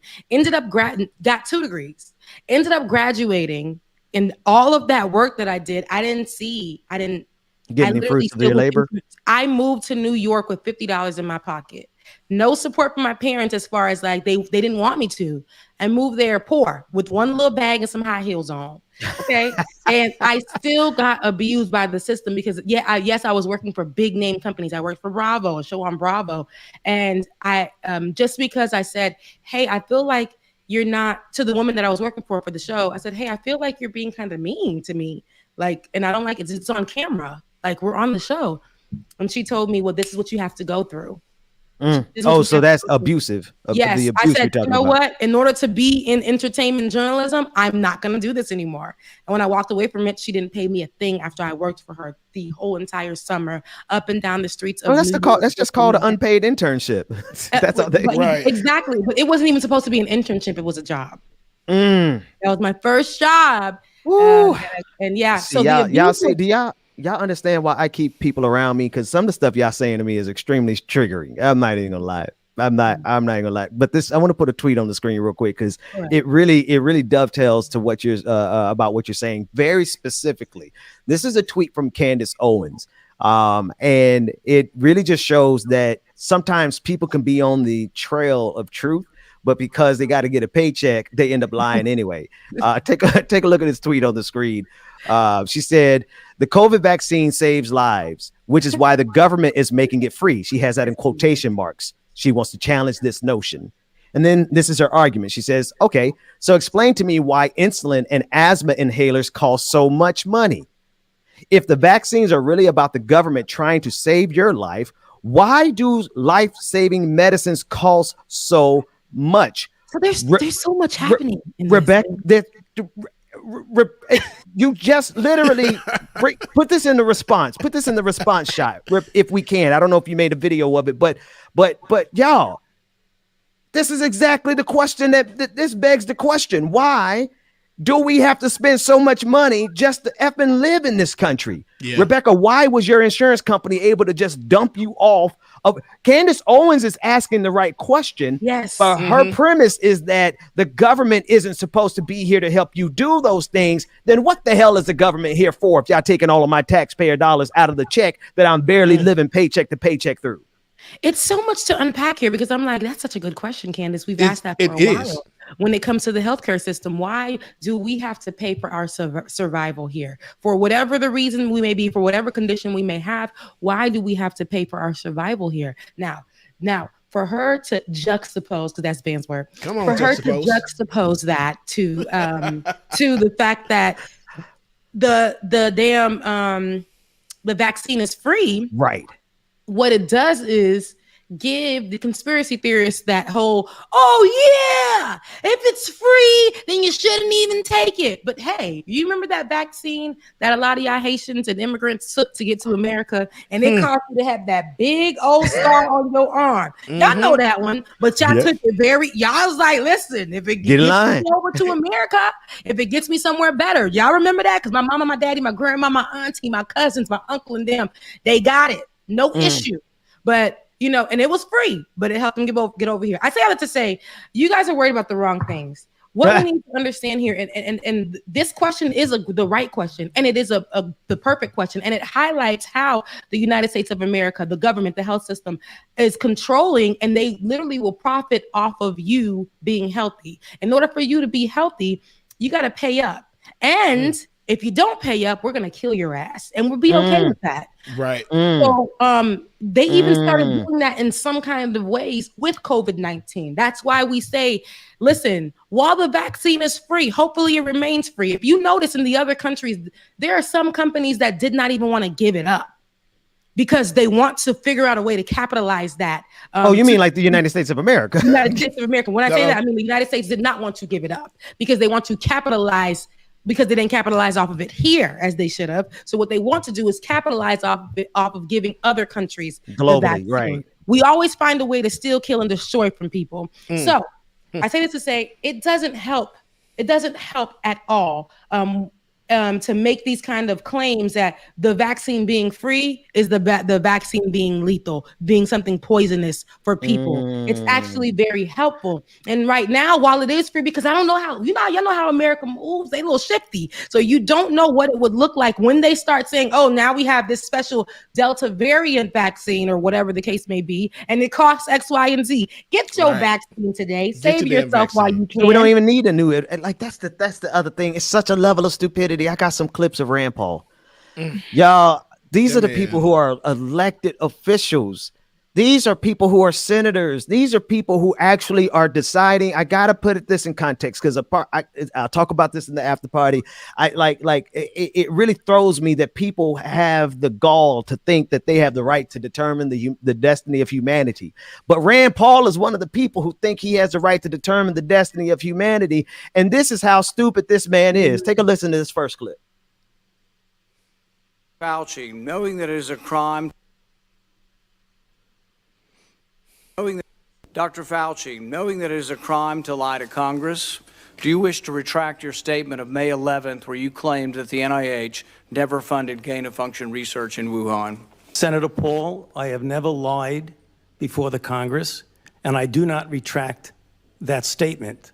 This paper that you are referring to was judged by qualified staff up and down the chain as not being gain of function.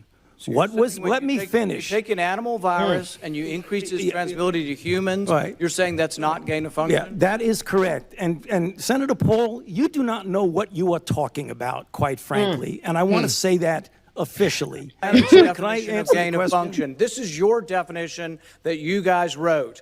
It says that scientific research that increases the transmissibility among mammals is gain of function. They took animal viruses that only occur in animals and they increased their transmissibility to humans. How you can say that is not gain of function? It is not. It's a dance, and you're dancing around this because you're trying to obscure responsibility for 4 million people dying around the world from a pandemic. If the point that you are making is that the grant that was funded as a sub-award from EcoHealth to Wuhan created SARS-CoV-2, that's where you are getting. Let me finish. We don't know. Well, we don't wait know a minute. If it did come from the lab, but all the evidence is pointing that it came from the lab, and there will be responsibility for those who funded the lab, including yourself. I want to fight this little. I'm sorry. I thought there was still more time left in the video. I hope the audience didn't hear me say that. Did y'all hear me say I wanted to fight this dude? I did. I heard that. I definitely heard David made sure not to put us on mute this time. Now he's like, it ain't my fault. Right. Okay. I'm serious. So listen, gain of function research. He read a portion of the definition, but I want to read the rest of it because Rand Paul is leaving out an intentional part. Gain of function research is medical research that alters an organism or disease in a way that increases pathogenesis, transmissibility, or host range. This research is intended to reveal targets to better predict emerging infectious diseases and to develop vaccines and therapeutics. He gave the definition, Rebecca. This is exactly like you said with Candace Owens's tweet. They gave just enough information for the conspiracy theorists to say, oh, you mean to tell me Rand Paul would not make this conclusion on the record. But he sows the seeds for people to say, oh, you mean to tell me the government made this? And then he fuels it by saying, you're going to be held accountable, Anthony Fauci. But he intentionally leaves off the last part, which is this research is intended to reveal targets to better predict emerging infectious diseases and to develop vaccines and therapeutics. So gain of function research is designed to help us to get it ahead of all of the future pandemics. That's the best way I can describe it. Rand Paul is a scientist and he knows this, but he's playing games with everyone because of politics and he's getting people killed. Rebecca. All I gotta say is I don't like that. No, all I have to say is that Rand Paul, like you said, Ben, I didn't know Rand Paul was a scientist. I really just know He's an eye doctor, but you know. he's an eye doctor. I mean, Come on, I mean, he is knows well versed. He is well versed in the something. Yeah, he knows something medically. He does. Scientific method and falsification. He's an eye doctor, but he can't see the truth. So Fauci literally is laying it out on the line for him, like just like, hey, you know better, bruh, and you know what you're saying is not the truth. You don't know what you're talking about. Fauci, to me, is sick and he's tired. Now, there were a lot of times that I felt like he should have grabbed the mic from former President Donald Trump and from other people who sat in front of him, dismissed everything that man said. I think he's just tired at this point. And now it's just like, my boy, Rand, my boy, Mr. Paul, you wrong. And I'm about sick and tired of all of y'all. You said he started pointing. You're wrong. You know what? You're wrong. Y'all know what he did? And they got away right? F you. You do. Looking at him and I was like, you're cool. He's feeling it. Hey, we mix it up too. We mixing up Beyonce and not Harlem Nights, but Coming to America. But F you, you cool. That's what Fauci just got through doing. Run that second clip. Here's a second clip of Rand Paul and Anthony Fauci. I resent the lie that you are now propagating, Senator, because if you look at the viruses that were used in the experiments, that were given in the annual reports, that were published in the literature, it is molecularly impossible. No one's saying those viruses caused it. It no is one is molecularly. those viruses caused the pandemic. What we're alleging is that gain-of-function research was going on in that lab, and NIH funded it. That is not. Get away from it. It meets your definition, and you are obfuscating the truth. I'm not obfuscating the truth, and you are implying that what we did was responsible for the deaths of individuals. I totally resent that. And if anybody is lying here, Senator, it is you. Senator Smith. I just want to say, Dr. Fauci, is there anything more that you would like to say to counteract these attacks on your integrity that we've all just witnessed? Well, Senator, thank you. I don't think I have anything further to say. This is a pattern that Senator Paul has been doing now at multiple hearings based on no reality. He keeps talking about gain of function. This has been evaluated multiple times by qualified people to not fall under the gain of function definition. I have not lied before Congress. I have never lied, certainly not before Congress. Case closed. Rebecca and James. Listen, he shut me down. He shut me up. He said, shut me up too. Everything that you just said, I resent that you're literally trying to imply that we are at fault for people losing their lives over this. And that is disrespectful. I have been dragged in this game. I have been the face of COVID, okay, in this whole country as the doctor of COVID. Now, you are not about to sit here and say because people passed, it's because of us telling them to be vaccinated. We were the ones literally giving the world the precautions to deal with, while states were trying to fight them and push them down. What you will not do today to me, Mr. No Sleep, rolling out of bed, messy hair, bags heavy under the eyes, evil, out of your eyes, evil lurking out of your eyes. You will not tell me that it is my fault, but you need to look at your colleagues and your peers and the governor, like the governor of Texas. Whatever his name is, Greg Abbott, and then the other boy, the other man, which one? Went in. Senator Ted Cruz. Senator Ted Cruz and Governor Greg Abbott. Look at your partners in them. Look at DeSantis out in Florida and what they were fighting. Check those numbers out. Go up to New York and look how they were hiding those numbers. If you're gonna point those fingers, it was because you guys were acting like COVID wasn't a thing, and it turns out people died because it really is. And you know what? I always wonder, I'm like, Fauci has been around and been doing this for a long time. And it was a key part, even in the AIDS pandemic. And I'm sure that he didn't even have to go through any of this. Wow. Because right now, they're just like, this makes no sense. You're basically accusing him and his people of killing millions of people around the world. In a nutshell is what you're doing. I want to what is today? Today is Wednesday, y'all. I want to keep the stream open for the public if that's okay with y'all. But we're only going to do that if y'all we normally, I have one more clip. We normally make you become a patron to get the after party, but we want to keep it open because we got a lot of good content to keep going. But I to cover. I got to say this about Rand Paul. And I want to say it after we play this last clip. Here's the last clip of the exchange between he and Rand Paul, Fauci and Rand Paul. Mm-hmm. Senator Paul, a majority of the med students here today have a comprehensive exam tomorrow. Just wondering if you have any last minute advice. Actually, I do. I'll tell you this. I never ever cheated, and I don't condone cheating, but I would sometimes spread misinformation. So, and this is a great tactic. Misinformation can be very important. So one time we were in the library and we were studying for a path test.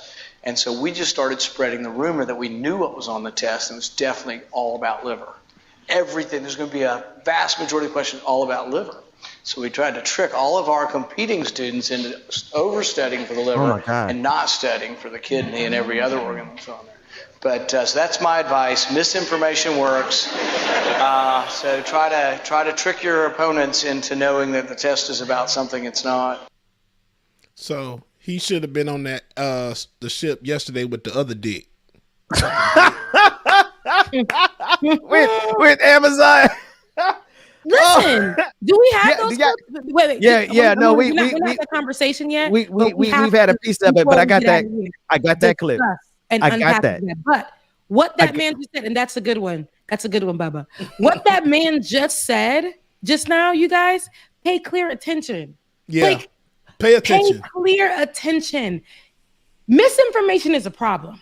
I need you to understand that. And there is no benefit in spreading misinformation, especially when you're somebody who is so empowered and you can literally say one thing and the sea of people who follow you and believe you will drink that Kool-Aid.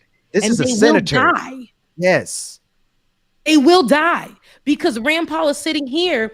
He sits before those people and he speaks, right? When he's in office and he's and he's in that conservative environment and he's fighting for America and he's fighting for the people, and everything that he does well. And he puts the blame, the death, the COVID deaths on the fact that they're the one person who has been fighting in that particular space for people to sit their asses down, cover up their faces, stay home.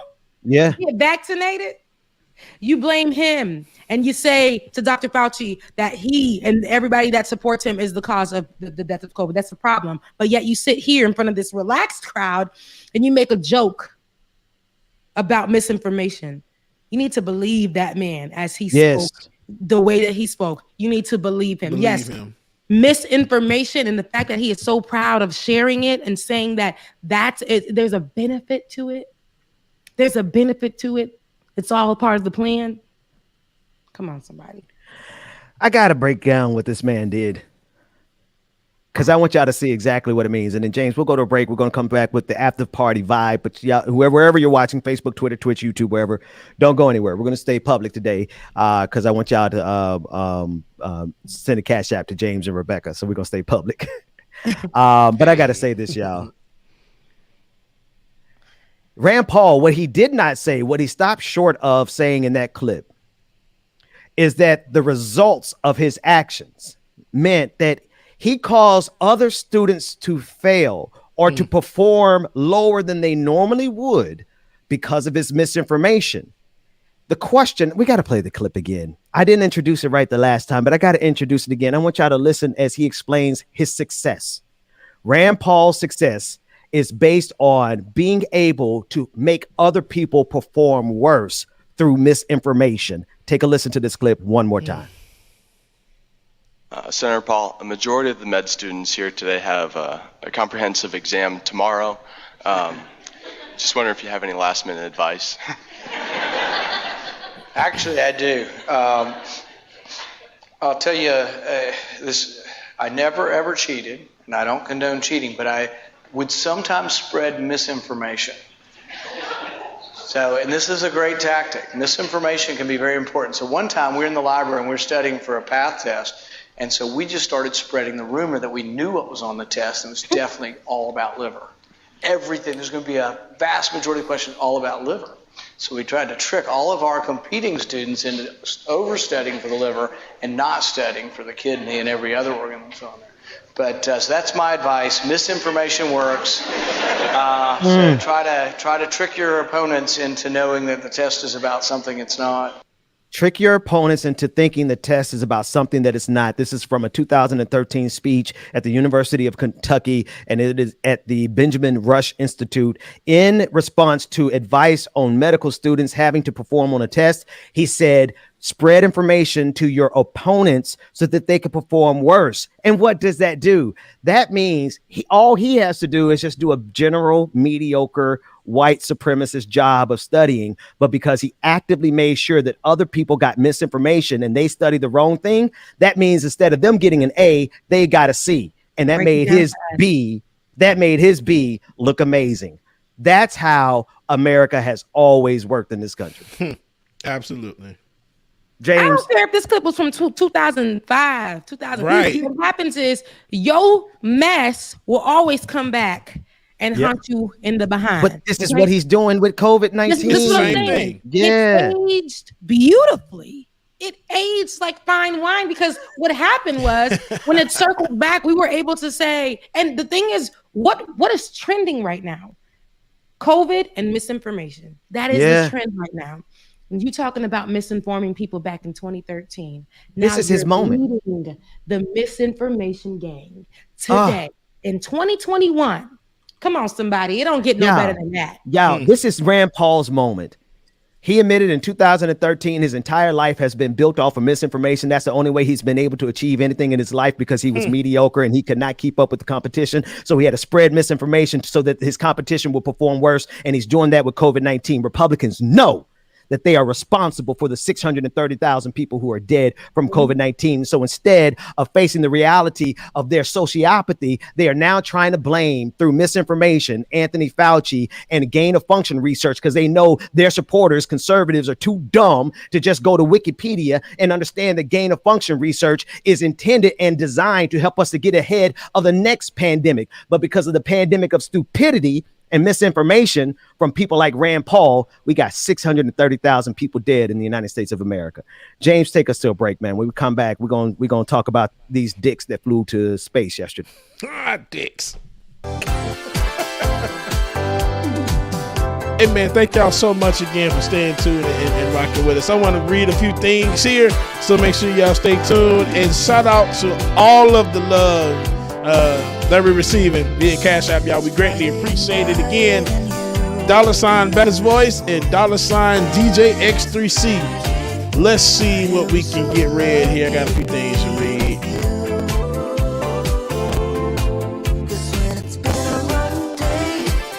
Here we go. Mimosa Dragon says, Lon, your Twitch community loves you more than you'll know. Trust and believe we got your back. Thank you, Mimosa Dragon. Anastasia Beaverhouse said, Rebecca and Bubba, sent y'all what I could. You too. I too feel like you guys. Paycheck to paycheck. Same here. Feel like a failure. Anastasia, we gonna get there. Just keep your head up, sister, okay? Make sure. And we got you too, okay? Pixie Phoenix, I feel you, Rebecca. I have to deal with the broken spine and the bills are ridiculous. Whew. Pixie Phoenix, we're praying for you, all right? Shay sent us the super chat. Laura Estrada as well, too. And that's what it was. Laura Estrada said earlier, I know this country is lost and chaotic, but let's appreciate the space we have to hope and purchase and much joy. Love you, fam. Laura Estrada, thank you again. And A.R. Walker sent us a super chat for $50. A.R. Walker, thank you so much. An Environmental Coffee House. I can't do much because my basement wall sprung a leak from all this torrential rain, but here you go. Love you. Environmental Coffee House, we appreciate you so much, y'all. Man, we really greatly appreciate all of y'all. Y'all don't understand, the love that we feel, and we greatly appreciate y'all.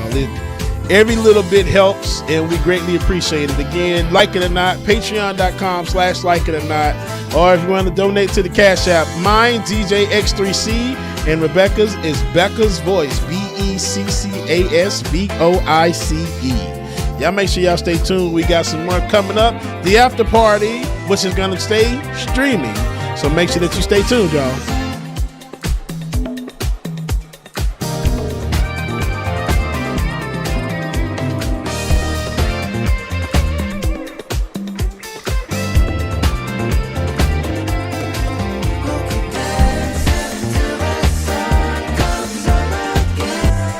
Bailey, good morning. Sharon M, my Venmo is the same thing at DJ X3C.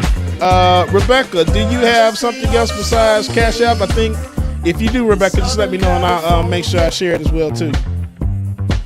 It's where the people came to play. Don't let them transform you.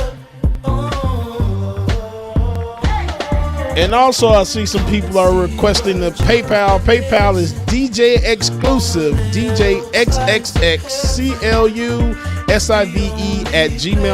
@ DJ Exclusive @ gmail.com. And yes, that is with 3 X's. I'll tell you the story of the name one day, okay? I mean, it's a short story. I guess I can tell you the reason why I'm named DJ Exclusive. I call myself DJ Exclusive because I'm so nasty with all my mixes. Yes, David, that's correct. Missing the E at the end of exclusive. But yes, DJ Exclusive because I'm so nasty with my mixes and I'm nice with it. So that's why it's DJ Exclusive with 3 X's. And Rebecca's PayPal is RebeccaAzor @ gmail.com. So first name and last name, RebeccaAzor @ gmail.com. KFZ 247. No comments.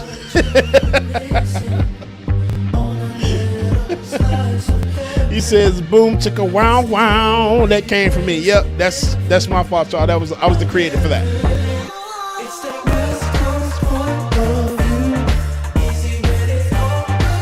Krista Watson, thank you for your super chat. She says, keep rocking for the people. I greatly appreciate you. Oh, let me switch it to rock. Let's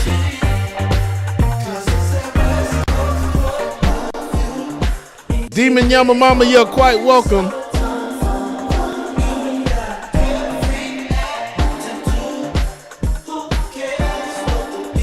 He is, Courtney.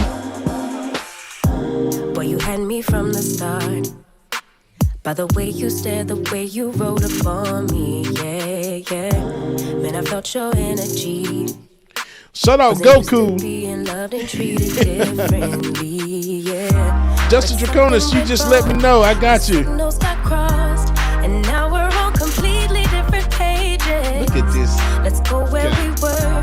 When no one gets Brenda, good morning, Brenda and Mama. Ooh, I forgot my mama was watching. right there. Mama, please forgive me for my comments and what we're about to talk about next, okay?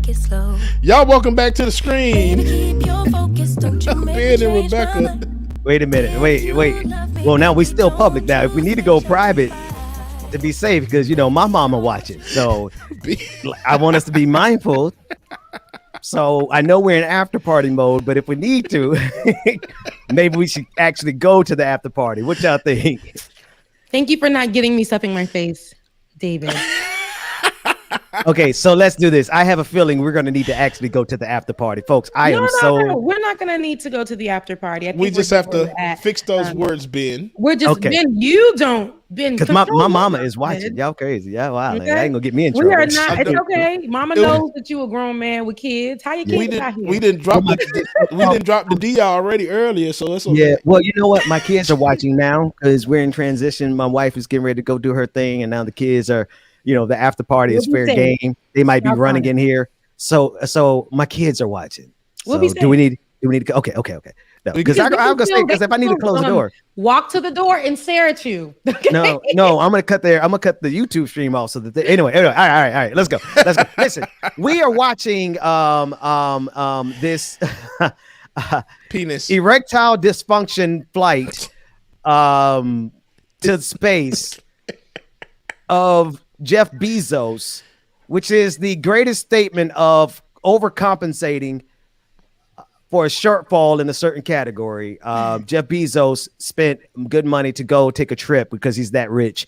And he thanked. I know we played it at the beginning of the show, but I want to play it again because I think it's insult to injury. As much as I love space, the final frontier, as much as I dream of us going further in space than you can even imagine, I don't think we can get there through capitalism. Listen as he thanks employees and customers of Amazon. So I want to thank every Amazon employee and every Amazon customer, because you guys paid for all of this. So seriously, for every Amazon customer out there and every Amazon employee, thank you from the bottom of my heart very much. It's very appreciated. I'm about to send all my stuff back to Amazon and say, I need my money back. Well, Bubba, no, you're not. But, but still, I'm hating. I'm hating. If I could literally disconnect myself, because that to me is the most patronizing statement. Yes. Ever. Especially being that most of 2020, a lot of people, workers for Amazon, spent 2020. And if you're Black, you spent it protesting about George Floyd, about Breonna Taylor. You spent it trying to protect yourself at the same time when it came to COVID, because at that time we didn't know what the disparities were looking like for Black and white folks when it came to getting any kind of care during the beginning of COVID-19. And then the ones who worked as employees for this man, for Jeff Bezos under Amazon, were being abused. And the ones who decided to walk out and protest, they spent most of their 2020 protesting against the richest man, what in the world? They spent that literally fighting him. And he's saying, thanks to y'all, we made it to space. It was a very patronizing statement to me. To me, it was very patronizing because at the end of the day, you spent the billions of dollars and you went to go park that ass. You went to go use your capitalistic stanky behind and go park it right there on the moon for 2 seconds and act like this is something so amazing. You could have took that money, because you're not an astronaut. Like you're not that. You could have took that money and invested into places where they teach that, or for places where they need that money to fund better research to get people here into the moon and do proper research and bring us back some shit that we can work with. Yeah. Yo. Oh, sorry for cursing, Ben. Sorry. No. I mean, no, for real. Can I show y'all how this works? Show us. Google. I want you to Google how many Amazon employees died of COVID. Bless you. Bless you, brethren. I was trying to press the mute button. That was in high definition. Why would you make me laugh at it? Because I was like, okay, bless you. Let's move on. That was in high definition. I heard the glavicles. I heard the pixel. I heard it all in the mic. Bro, your droplets. It's right here. It's in this area right here. The droplets, bro. Your droplets were pixelated in high resolution, brother. I heard like, God. Why am I glowing? Why am I glowing so bright? Let me get my light down. Good God. Tell you that last segment, I'm like, Jesus, man. I'm like, oh, the glow. That heat came from the mouth, the nose, the temple, and the ears. Oh man, everywhere. Where were we? What were we even talking about? We were talking. Ben, you were doing your Hotep moment. You were giving us an assignment, and I was. Oh yes, thank you. I need everybody to Google how many Amazon employees died of COVID. I'm scared. And I want to show you something. Can anybody get me a total of how many Amazon people died? Because the last thing I see on this was from October and May of 2020, when they say nearly 20,000 Amazon employees contracted COVID-19. And the reason they contracted COVID-19 was because they had to continue working in Jeff Bezos's warehouses as essential workers during the pandemic, making him. Somebody else Google for me, how much did Jeff Bezos make during the pandemic? This is stressing me out because I'm not fast enough. Somebody in the audience can do it. How much did Jeff Bezos make? Like the kid in the classroom, and the teacher tells us to do something, and I'm trying to go fast, and I'm slow. David gave the number. David said 19,000. Yeah. But watch what you don't see. A couple things. Number one, What you do not see is the number of people, not on the front page. I'm sure if you go to page 5 or 6, you probably find the exact number of people who have died from COVID-19 because they contracted it at Amazon, because they had to continue working on behalf of Jeff Bezos so that he could go fly to the moon and back for 2 seconds, like you said. I know he didn't fly to the moon, folks. We're being bombastic here. But the point is that after that question was asked, I don't see any more reporting. How many people have contracted COVID-19 at Amazon, period? The problem is that Jeff Bezos owns the Washington Post. Jeff Bezos owns Amazon. I mean, he owns all of the biggest institutions in this country. And if he doesn't want us talking about how he paid for that trip to the moon, which was with the blood of employees who died as essential workers, and then he thanked you. Yeah, I think play the clip of him again thanking the employees who died so that he could go to the tip of space. Every Amazon employee and every Amazon customer, because you guys paid for all of this. Yeah, stop it right there. Stop it right seriously, there. You see, no, but the first thing that everybody did, Ben, I think he was essentially saying that I used your blood. I used your blood, sweat, your tears. And I used that to go to the moon. I used that to go to space. I used that to do something that I wanted to do my whole childhood. I used that to just go and build this rocket ship. All right. And just go out there and do what I needed to do. He literally, to me, is saying that, and even the audience picked up and laughed. Do you think that was supposed to be a funny moment? If I was thanking my employees for their hard work, for everything that they did, it would have been like, I've been into rooms where it's a lot of bull BS thanking you as employees. Right. And the first thing that everybody does is clap. What they did was laugh because it's a joke. Literally, he spoke with the patronizing tone. He literally spoke in his exactly truth. What you said. Yeah, it was basically, listen, it was your blood. It was all that protesting I did this summer, trying to cancel me. Bessemer, Alabama. Y'all, joke's on you. I used you, and I used all the people who still continue to purchase and order throughout the whole pandemic. And it was because of all y'all who try to fight me online and try to cancel me. I did what I did. I didn't even use the old money. I used the new money. The new money. He went to space with the money Wow made him during the pandemic. Just the pandemic. How much did he make? Somebody get me the number. How much did Jeff Bezos make during the pandemic? This man makes as much money as you do in 11 seconds, and we high-fiving this dude. How much did he? Why? To come and buy, to come to our neighborhoods? There's like 8 Amazon warehouses within driving distance of me, and that's before I even get to the highway. Yeah. Yep. You see them gray trucks everywhere. You see them just driving by. And you're like, where they all coming from? And when I go home to my mother's house, you see, I didn't even know that they put one there. And I told you guys about this. The whole hood, all the boys on the block, they all like, hey, I work for Amazon. I'm like, when did you guys get a job from Amazon? Oh, you ain't see they right up the street right here on Belvedere? And then I get there and I see all of them coming out at the same time every day to go, and don't even know that they're doing this, to go and do the masses work. They literally go out there every day. And at first they loved it. So I talked to my cousin. I said, well, how are you still enjoying Amazon? You know what he told me? He said, it's ridiculous because now it's becoming very they're ordering everything I do. I used to have a way that I do things and get them done early so I can go home. They don't like the fact that we made the system easier. So now they're making it harder for us. And I was like, sounds about right. Yeah. And that's funny, Rebecca, because that's in Florida, right?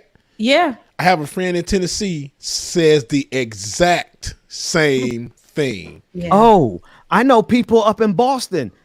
All the Amazon warehouses right there. So you mean to tell me how they treating you in Mississippi and in Florida and Tennessee and they're everywhere. Yeah. And y'all want us to be excited about this man? What do you think he's going to space for? To get away from labor, to get away from his employees. While they still stay here. Listen, if they figure, you guys don't see it. This is trending now. Here's my conspiracist thoughts. Only the rich folks. And I bet you I can find somebody talking about this years ago, somebody Hotep or somebody very enlightened as a white person. I bet you can find something about this. There's some theory on it. Years ago. Rich folks gonna leave us behind, fly over to space. They're gonna fly into space and they're gonna find how they can live there, come back, pack their whole families up, and go to space, and they're going to have some kind of program that only the elite, and if you are not elite, you got to work hard enough to get on that train and make it, because everybody else, you're going to be on Earth. What is it called, James? It's called Elysium. Elysium. It's a movie where they went into space. They built a colony, like a little space station, artificial gravity, artificial sun, everything, and only the elite can get up there. And then, of course, they went up there and they took it over. Everybody else did. But yes. I didn't know. I didn't even see. I got to go look it up. I didn't even know. That just came into my head. See, somebody already thought of it. I already knew. Listen, let me tell you something. I'm doing my best to not drop the N-word anymore because our dear beloved brother Mac has been schooling me, but this thing got me hot enough. Like, do y'all understand that these they are taking our labor and our consumption, folks. There is no Amazon without the employees and the customers. He thanked the people because he just set up this marketplace for us to connect with each other, and he's reaping the profits. Mm-hmm. Why do we need Jeff Bezos and Amazon to have that marketplace? Oh, well, anyway, let me stop with my stuff, Rebecca. All I know is that we are really looking at the monetization of the future. They are monetizing the future, and the way they're getting away with it is because they got a whole bunch of poor people who will never make it to space, dreaming vicariously through Elon Musk and Jeff Bezos, and thinking, "Oh, one day they're going to bring." And Richard Branson, they're going to bring me to space with you. No, they're not. You're going to be in the factories down here, all because we didn't take care of this now. Oh, shit. When we know that camera went out. It went out before I was about to call for a people's revolution. James, take us to a break before we start organizing. Oh, no, we're in the after party. Never mind. We're in the after party. All right. But we do need to give Rebecca time to get her camera back on. Yeah, but it's funny, dude. I already see that it's going I don't know, man, because now all these rich people trying to get in space and everything. That's okay. I'm gonna get up there for free because the aliens gonna come get my ass. Earth is ghetto. I'm ready to leave. I'm ready to go. The aliens are going to literally look at who come. I don't think they like the people going up to space. Me neither. I don't think it's supposed to be happening. Listen, if y'all want the aliens to talk to y'all need to talk to black folks. Y'all need to. Do you not see how a lot of the things have, we communicate with them. What the hell? What's he cripping out? What the hell is he doing here? Right? He got a lot going on. That's the gang. That's the gang that they're taking up in space. That's the KKK. I was just about to say that's the new KKK mask. White nationalist. That is them. Oh man, sorry. I know it's COVID, but he look like what the hell? But still, yeah. But man, go ahead, hey, Rebecca. There's this movie y'all need to watch called Cosmic Slop. It's from like the 90s, but it's about so many episodes of miniseries in this one movie. But the first one is about how aliens came to Earth, and the country was looking at them like, okay, the aliens are coming. But here's what the aliens wanted. They wanted melanin. So they wanted to take all of the melanated people. They didn't say what they were going to take them for, but they were taking all the melanated people. And at one part, it was they're taking them to paradise. And they were going to give everybody here on Earth, all the resources, gold, water, everything that they wanted. But we were being taken to paradise. So I got to watch it. It's called Cosmic Slop. You can watch it on YouTube. I didn't even movies like that in the 90s. Is George Clinton is like the narrator of it. Oh my God, that's got to be the most amazing. I have not seen. I will watch that thing as soon as we off air. Cosmic Slop. Make sure that y'all watch it. It's right here on YouTube as well too. Somebody put me on, and I'm like, yo, this is some shit. What's going on? I'm gonna watch that. No, seriously, I'm gonna watch that as I'm sorry, y'all. For the people. I need black folks to know. I'm sorry. Go ahead, Rebecca. No. I'm writing it down in my, No, I'm just saying. I need black folks to know that we are as much a part of this battle between capital and labor as any other group. Because whose labor were they exploiting? in slavery. Whose labor are they exploiting now? Yeah. Like to this day, who led the Amazon? Who led the Amazon? Christian Smalls. Exactly. Christian Smalls. And what color is that man? Black. He black. He black and he's proud black. They have been exploiting our labor like nobody's business forever. And it is us who stands up and speaks on all these issues. Who are you in the workplace? I know each and every one of you who are watching have spoken. All of us in our workplace, and I've told you guys have heard me time and time again, where I've said these people are literally okay with exploiting our work. Yes. And who's the one who speaks up and says, well, now, hold on. Hold on. It's a black person. Wait a second. It's a black woman. And I was going to say that, Ben. And most times, it's a black woman. Now, I can honestly say that I had to be the one, as my colleagues were shifting in their chairs, to be vocal about, hey, what you're not going to do is exploit us. And you're not going to tell us that it's okay for us to be robots and slaves for this company while we lose time on building with our kids. Yes. Excuse me, on building with ourselves, on our mental health. You're not going to say that's okay. So please give me something else to work with. Everybody was like, all the black women, what she said, because that's not right. It ain't right. That's right. Somebody got to be the Messiah in the room. Somebody got to step up. And it's black folks who be stepping up because we understand the exploitative nature of this country. Right. Y'all put y'all children in labor camps. Mm-hmm. Y'all had to create laws to prevent you from exploiting your children for your and then you stole, and you did that because you couldn't exploit us anymore. Mm-hmm. And now we're at the final end of this. Where now you've exploited mankind to now you got to go to space. Yeah. And you want us to celebrate that with you? No, you have been trying to go to space and represent humanity when you've had your boot on the neck of humanity, and it just don't work like that. Look at him. There is not a care. This is why I say what I say. I don't like, let me tell you something. Yesterday, I know we spoke about this. When it comes to being broke, there's levels to this thing. What I know, I told you this, Ben, in a personal conversation. Being broke is one thing, right? And we're just barely making it. Okay. Right. Like we're paying our bills, and some of us have a little bit money left over until the next paycheck to get groceries. We get creative. We make it happen. Groceries and gas. So I'll say this. Being broke and not having is one thing, but when you got money and you just got money, buku money, you can pick your stress and your struggle. That's right. Some I remember people, that. it's too much for them. When it's a mental struggle, and that kind of is reaching, because some people, money is not enough when it comes to your mental struggle. But if you can control your mental struggle, it's just the outside struggle, man. I can't pay no bills, man. Yeah. I don't like this group of people that I'm working with, man. Like, damn, like I don't like where I'm living because they're racist, man. You can pick pick your battles. You can pick your struggles. Now, you don't see what people are doing randomly, getting up one week and saying, I want to fly to the moon. It's been my childhood dream to fly to the moon. And all of a sudden, a week later, you're flying to it's not literally a week, but we'll say he just told us like a month or two ago that he wanted to go there. We're here. He made so much money that he built some crap. How much did he make during the pandemic?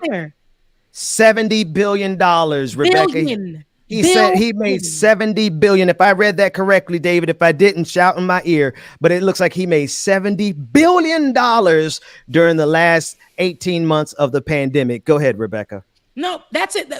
He spent billions on this space trip. I didn't say trillions. I literally just read an article that this man he spent billions on this trip. For his own personal grandeur. Y'all. Who did it help? Did it help? Hey, Ben, did it help you? Bubba, did it help you in any way, shape, or form? But did you spend and did you purchase? I'm not trying to call nobody out because I know I did. I spent and I purchased from Amazon. I did. Yeah. And because you know what? Because it helped me, right? It did. But there were times I'm like, damn, I can't, because my poor ass can't afford to actually go get what I needed to get from the store. It was cheaper on Amazon, and I'm on somebody else's Prime, so it came to my house for free, and it was contactless. Listen, he makes it accessible for us to literally sell our souls to the devil. When we're poor, we have to choose Walmart. We can't choose our struggle like they can. We can't choose what makes us money when we don't have enough. And that's what they throw in your face. If he was really so serious about, helping people, helping his employees, he would take that money that he did to use to go, like I said, and use it for people who actually are astronauts, people who are studying this stuff. Correction. Go ahead. Correction. I don't mean to interrupt you, Rebecca, but it's 86 billion, not 70. Ooh. 86 billion. My bad. $86 billion, bro. Something just shot up in my shanana. $86 billion. 86 billion. How many plane got to look at it, Dick? But we can't find out how many.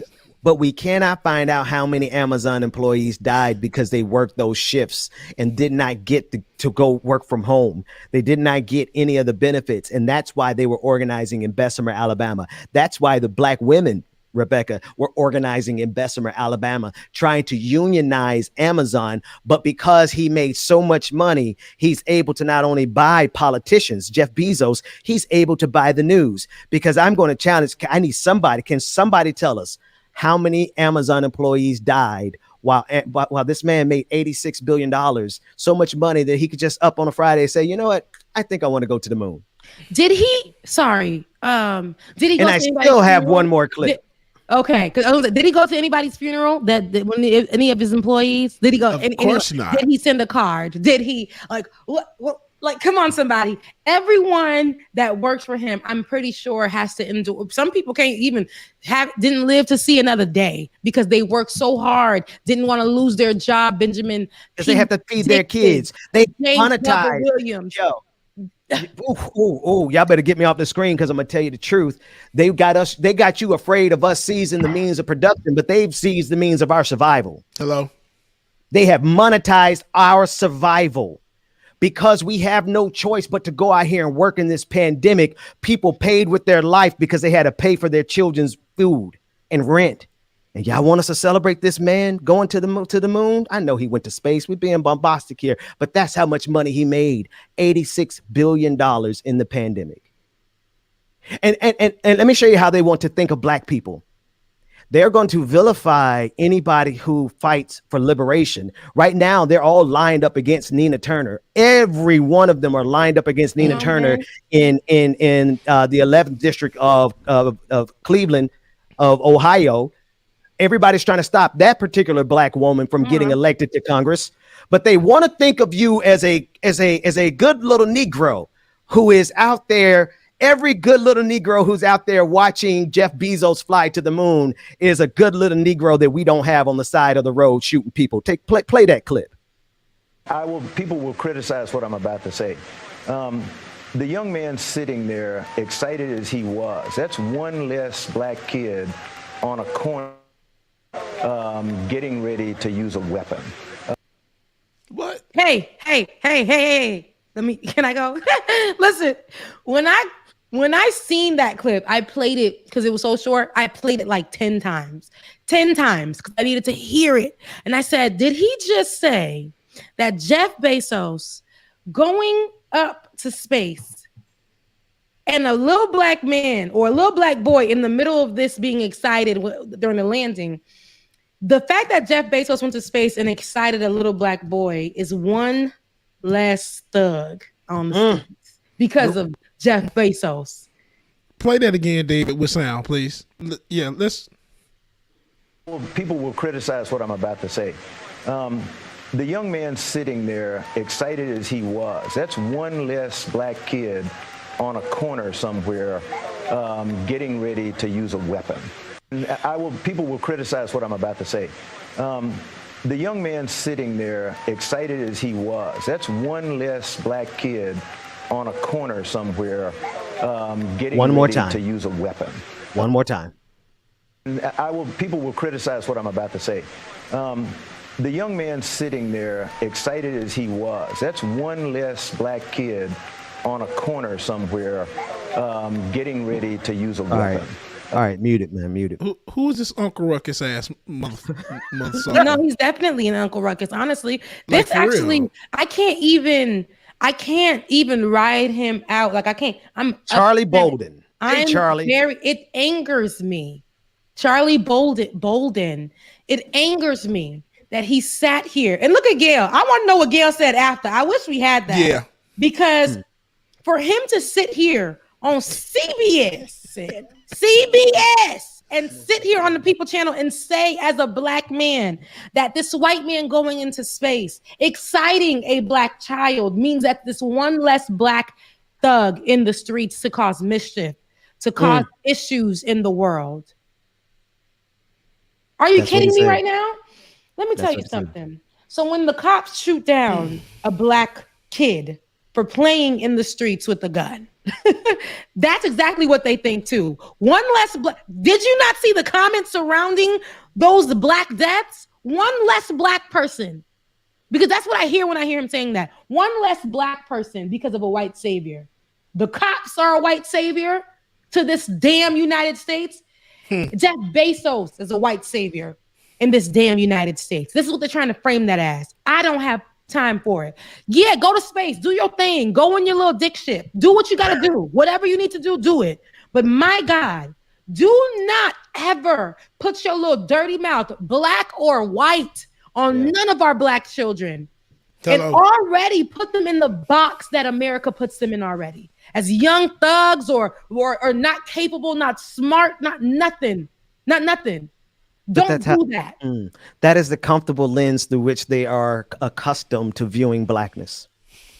It was so That's the narrative. That's the narrative. That's the narrative that actually, and I would love to know what, because she, depending on what day you catch her on, she probably called him and read him for filth. But then on the other day, she might not have. I have no idea what her response was. But I tell you this, that's the narrative that CBS loves, the NBC loves, that the mainstream media love. They love the narrative. Oh, look, we got a good one. We raised them up, and he's up there with Jeff Bezos and not on the corner. You know why we have a corner in the first place? It's because of Jeff Bezos and billionaires. Do you think there would be a need for a ghetto if we didn't have such a need for billionaires? That just made my blood boil. It did. That really upset me, Ben. I don't know. I didn't think it was. I seen it last night and it bothered me. Hearing it again really upsets me because he literally said that kid or black kids are automatically thugs and in the street and killers and drug dealers and just pull your pants up, son. Pull your pants up, son. And for him to even think that somebody was gonna be happy because this white man put his ass up in space on this dick ship, nah, bro, you ain't even go in space fully. It's one thing if you went in space, hit the moon, and did some other shit. You went to the top edge of space. And you came back down. But you see what the world does with that, though, honey. What the world does with that, because he's a billionaire, what the world does with that, they will literally over-exaggerate every single thing that he does and says, wow, this man went to space, touched the air in space, and came right back. But the severity of people who actually study this thing, who really study space, aeronautics, whatever the word is, but the astronauts, all of them, the people who actually do this thing, the danger, how dangerous it is to actually go to space, just to even go up in there and come back and land. I'm sorry. I got it now. I know why the ship looks like a dick. He went up in space. He just put the tip in.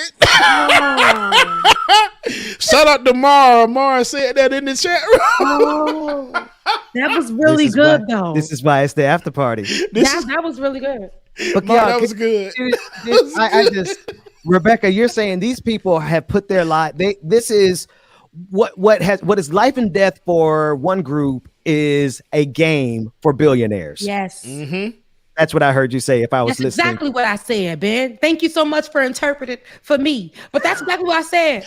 That is it. Because I don't believe that they understand. Look, I don't know why it's so easy for him just in a few months. Literally, he just told us. And then he may have been working on this for a while. Because he owns the company. That's why it's so easy. Exactly. He just told us, hey, because I was a kid, I want to go into space. And then boom, he went. But we have heard, I remember the first time when we saw when we used to go outside, as kids and watch them launch into space. You Yeah. saw what Yeah. happened. One of them never landed correctly.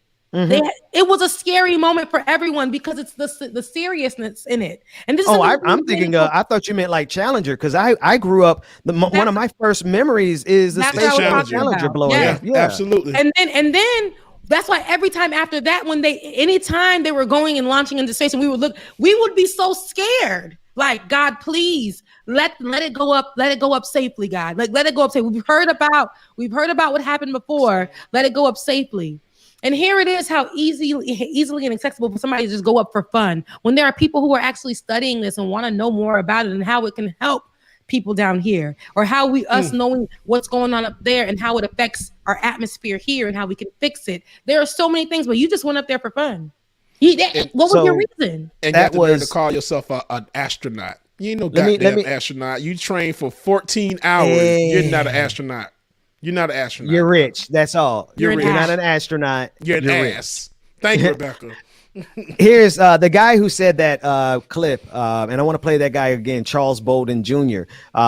He is a retired U.S. State Marine Corps Major General and a former astronaut who flew 4 space shuttle missions. He's a 1968 graduate of the United States Naval Academy, and is a former NASA administrator. Wow. And so, guys, like, sometimes the deepest blow comes from your own. Yeah. But the best thing that he could observe in the moment of his triumphant epiphany, that grand moment in the aftermath of this realization of commercial space flight on behalf of billionaires, this is what Charles Bolden had to say about Black youth. People will criticize what I'm about to say.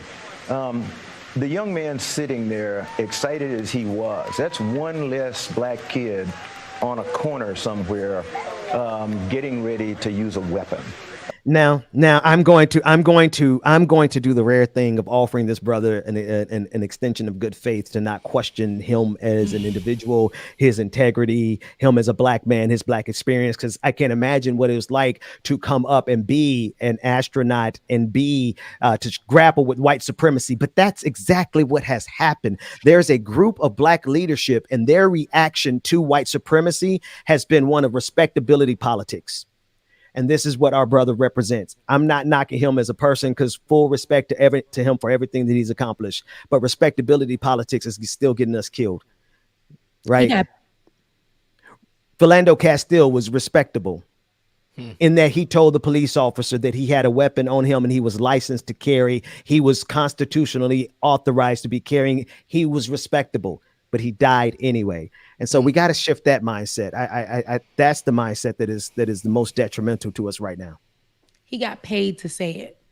And I respect everything you just said, Ben, 100%. That's a big point. Literally. We know for sure he got paid to say it. Well, no, now let me just say this right here.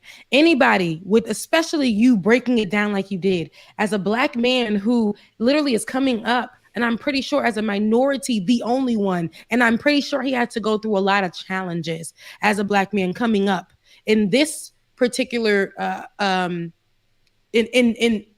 anything that has to do with working in space. We've seen the movie where women who were trying to work in that atmosphere. Hidden Figures. Yes, and Katherine there's so Johnson. much going on with that, and disrespect going on with that for years. Now, what I needed to understand is, even regardless of all of that, you're sitting before somebody, and the first thing that you say isn't, wow, the innovation and how we got here or whatever, but what you say, or the point that you make, and you knew before you said it, as my best friend pointed out, you knew before you said it that it was wrong. You literally said, I'm going to get criticism for this. Yes. So you already knew. You knew it was wrong, but you let it come out of your mouth. And you did it on behalf of a billionaire, which tells me you saying that made him better get paid good. for it. You made Jeff Bezos look good. When you know there are other things that you could have discussed, like, hey, these are a few of the things that could have happened, as Jeff Bezos is not actually a skilled astronaut. Exactly. And those are the things that we should discuss.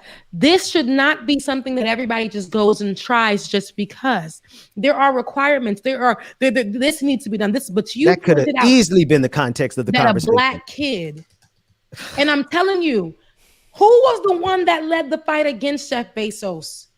Christian Smalls, a black man. Okay, so all of it to me, look, my conspiracy, hey, where my hat at? It's all tying together for me. Okay, what he wanted was good press. What he wanted to make sure was the person that works alongside him has to be something rare, something that's against our company right now, something that's going through the issues right now in the United States. It's going to be a black man. We're going to choose him, and we're going to make sure that he points out something about. Oh, look at the little black kid down there on the side looking all proud. And that man, it hurt him to say that, and he still said it. Because if it didn't hurt him to say that, he wouldn't have said what he said before. At the beginning. Absolutely. Ooh. See, y'all don't ever ask me why I got Rebecca Azor around Why he had to juxtapose it, Rebecca. So I had to juxtapose. He has to juxtapose it.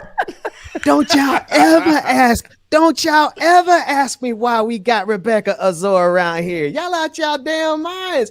Break that thing down. It's broken. Listen, that's what it was. That's what it was. And I need you to understand all that. Anytime that you've seen me, if you pull up any videos from my past, when I first started working in politics, those white people literally told me what to say. And you know what happened after they told me what to say? I got a check. When it came to... All jokes aside, I apologize.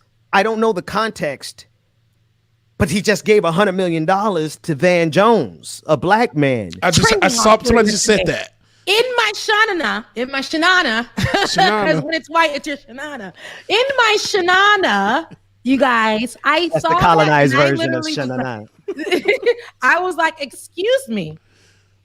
Van Jones is under fire still from him saying what he said. From him partnering with Donald Trump and trying to give reason for him partnering and standing near Donald Trump and saying that if we work with Donald Trump, and be the black voice for Donald Trump, there's something that we can get from it. But also the same man who listen, money will make people do crazy things. My check was literally not even 1% of probably what these boys got paid.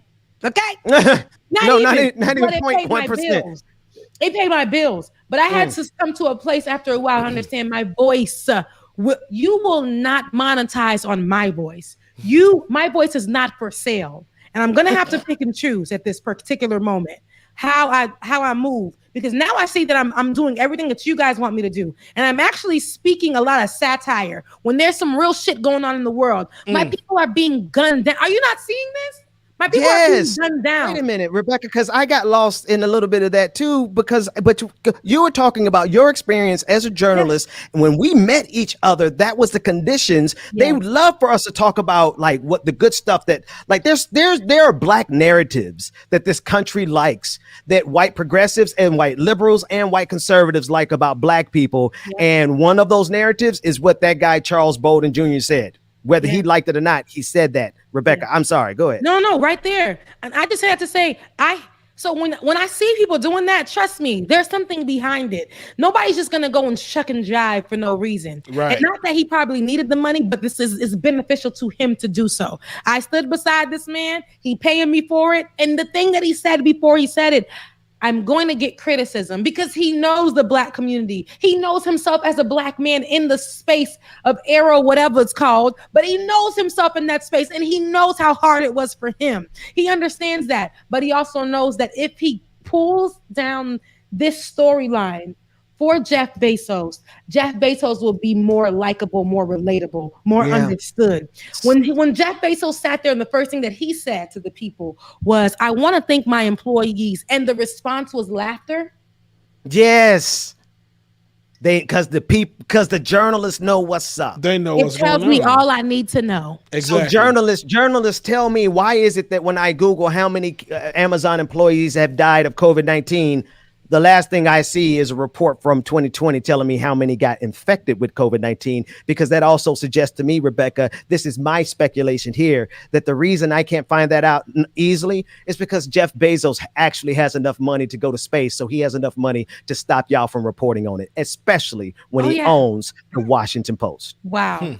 He owns what? That's why Washington Post been a little off lately. I've been saying, like, y'all not hitting the marks. You're not doing what needs to be done. There's a lot of stories that the way that you guys are, I don't like it. The same thing that we saw, a lot of these people, the Bloomberg press, like, we know that they can control, because they're billionaires. Right. They can control the way they want these to move, even though they'll keep it for maybe like a week or two when we start looking at it and saying, hey, the Bloomberg is not doing what it needs to do. Oh, hey, Washington Post is being one-sided about this. Hey, the New York Times. Remember when everybody online was like, the New York, if y'all do one more headline that's on the side of Donald Trump. Yes, from the perspective, right. Remember?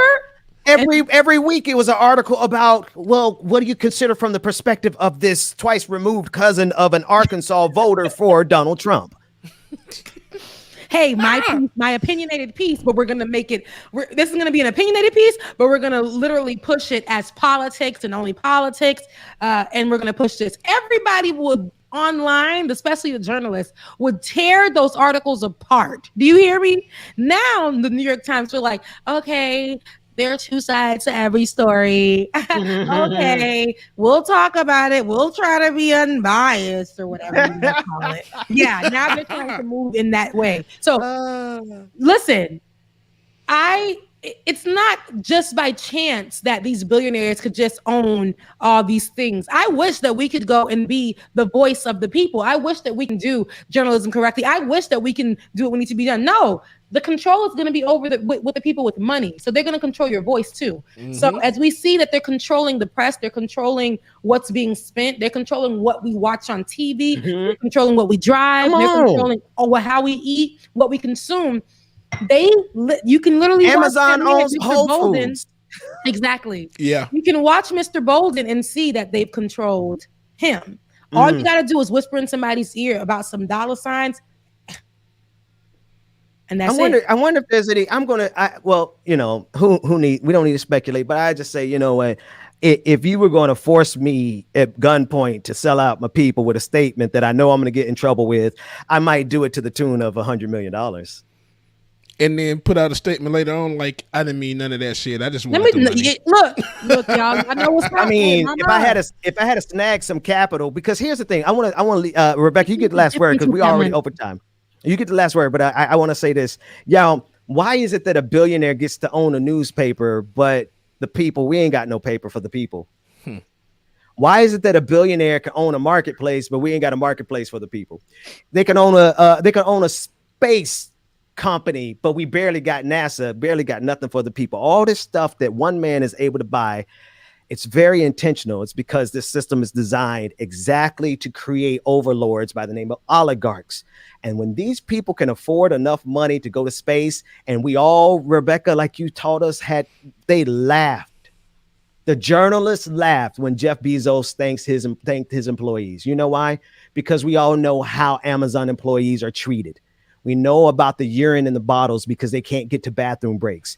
We know about the safe rooms where they have to go and they get this little claustrophobic closet where it's supposed to be, ambient sounds to make them relax, all because you're driving them to the point of insanity because they are essential workers who created $86 billion worth of wealth for Jeff Bezos, enough money for him to go to space.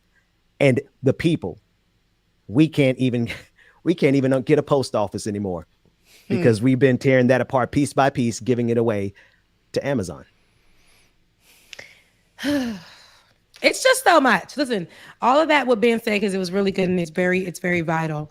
This will be the last word, but we need to look at all these billionaires and what they do with their money. Yeah.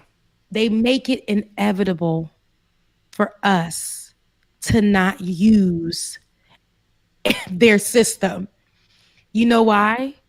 Because it's everywhere. They own everything. The paper is supposed to be a voice for the people, but it is controlled. And it's not even controlled by people who care about press. It's controlled by people who have money. I literally, and no offense to Shaq, it was a great, he was sitting with people and they were talking about being successful. And he was like, well, who owns Marilyn Monroe? Who owns Elvis? Who owns JCPenney? Who owns, and everybody's like, the people that he was talking to were answering. He's like, I own all of that. But the thing is, why? Well, I mean, I get it, Shaq. It's a good look. You're a black man, you're owning this and you're expanding on it or whatever the case may be. But why? Why? It's because you have money. I can't walk up nowhere and say, hey, I own this, I own that, I own that, I own that. It's the control. When you're rich, it's something about being able to control something. Yep. It's something about being able to literally force whatever you feel on people who are poor and without. And what you do is constantly make them feel like, God damn, I'm poor. This just tells me that I just ain't got it. I'm poor as hell. This just reminds me that I'm poor, And I work for this man. I work for a company that makes money off of people not having money. Wow. And the owner literally will be like, every day he's posting up messages and telling us like, hey, be encouraged. We'll be back in the office soon. You just made money off my grandma not having nothing in her account. And I had to, don't play with me. And I have to work for these people. I feel like a traitor, you guys. Every day that I log in, I feel like a traitor. Because this, I know I do not want to work for a company who abuses people. But just like the people of Amazon who fought this summer, they were like, dang, if I leave this job, I'm not going to have any income to save myself. And it's a system that they built us. They built us to rely on them. Even if you got a little bit of something in your pocket, we still rely on them because what they do is they start owning everything around us. Everything. It's control. Whew. I say all I have to say. I love y'all so much. I thank you guys for. I gotta say this. I gotta say this before you go, Rebecca. As a kid, the revolutionary. Wait. I gotta. Hey, listen. The revolutionary, the righteous, the ratchet, Rebecca. Come on, I love it. I'll take it. I love that. That's me all the way. All day. That is me all the way. What is this? That was cute. That was cute as hell. Well, that's my signal that my kid. It's time for the kids. 'Cause my kid's been popping up in this video all day morning. There you go. That's what kids about to do to me. I'm out of here, y'all. Rebecca, that was dope. All right, y'all. I love you guys. Thank you guys James, so much. Appreciate you. Yeah, thank y'all so much. You're doing. The cash apps that you're sending, I really appreciate that. Yes, cash app absolutely. Is right there below. Thank you so much. Rebecca's voice. I love you guys so much, for real though. Thank you guys for your support, your kind of support. Literally all. David, put yours up. David, producer, put yours up on the screen. Where you at, David? Exactly. All we needed was some help, and I was afraid to ask for it, but because look, the spirit led Bubba. And the spirit pushed me. So I'm thank you guys so much. And I told you, all we got to do is structure it, decency and order. We go pop. And I greatly appreciate it. And got us together. Because now it'll be 10 years from now, and people watch that dope clip you just said, showing how revolutionary you are, and they're gonna be sending you a cash app in 10 years. In 10 years. Thank me in 10 years. I thank you now, Ben, and I thank the people who are watching who make this possible. Literally, honestly, thank you. And I'll let you guys know what's up when I go to this next doctor's appointment. Hopefully, it's nothing but good things. I love you. I love you. For you. I love you. Yeah, we speak that. It's done. And David's is DKG87. DKG87. That's David, y'all. Now listen, y'all, but these is reparations. So y'all sent no. I'm joking. It's 11 a.m. Look, it's time to log in. You got a song to play, Bubba? Look, yes, Ty. It's gonna be real quick because my boss about to call me like any minute right now. Oh Lord.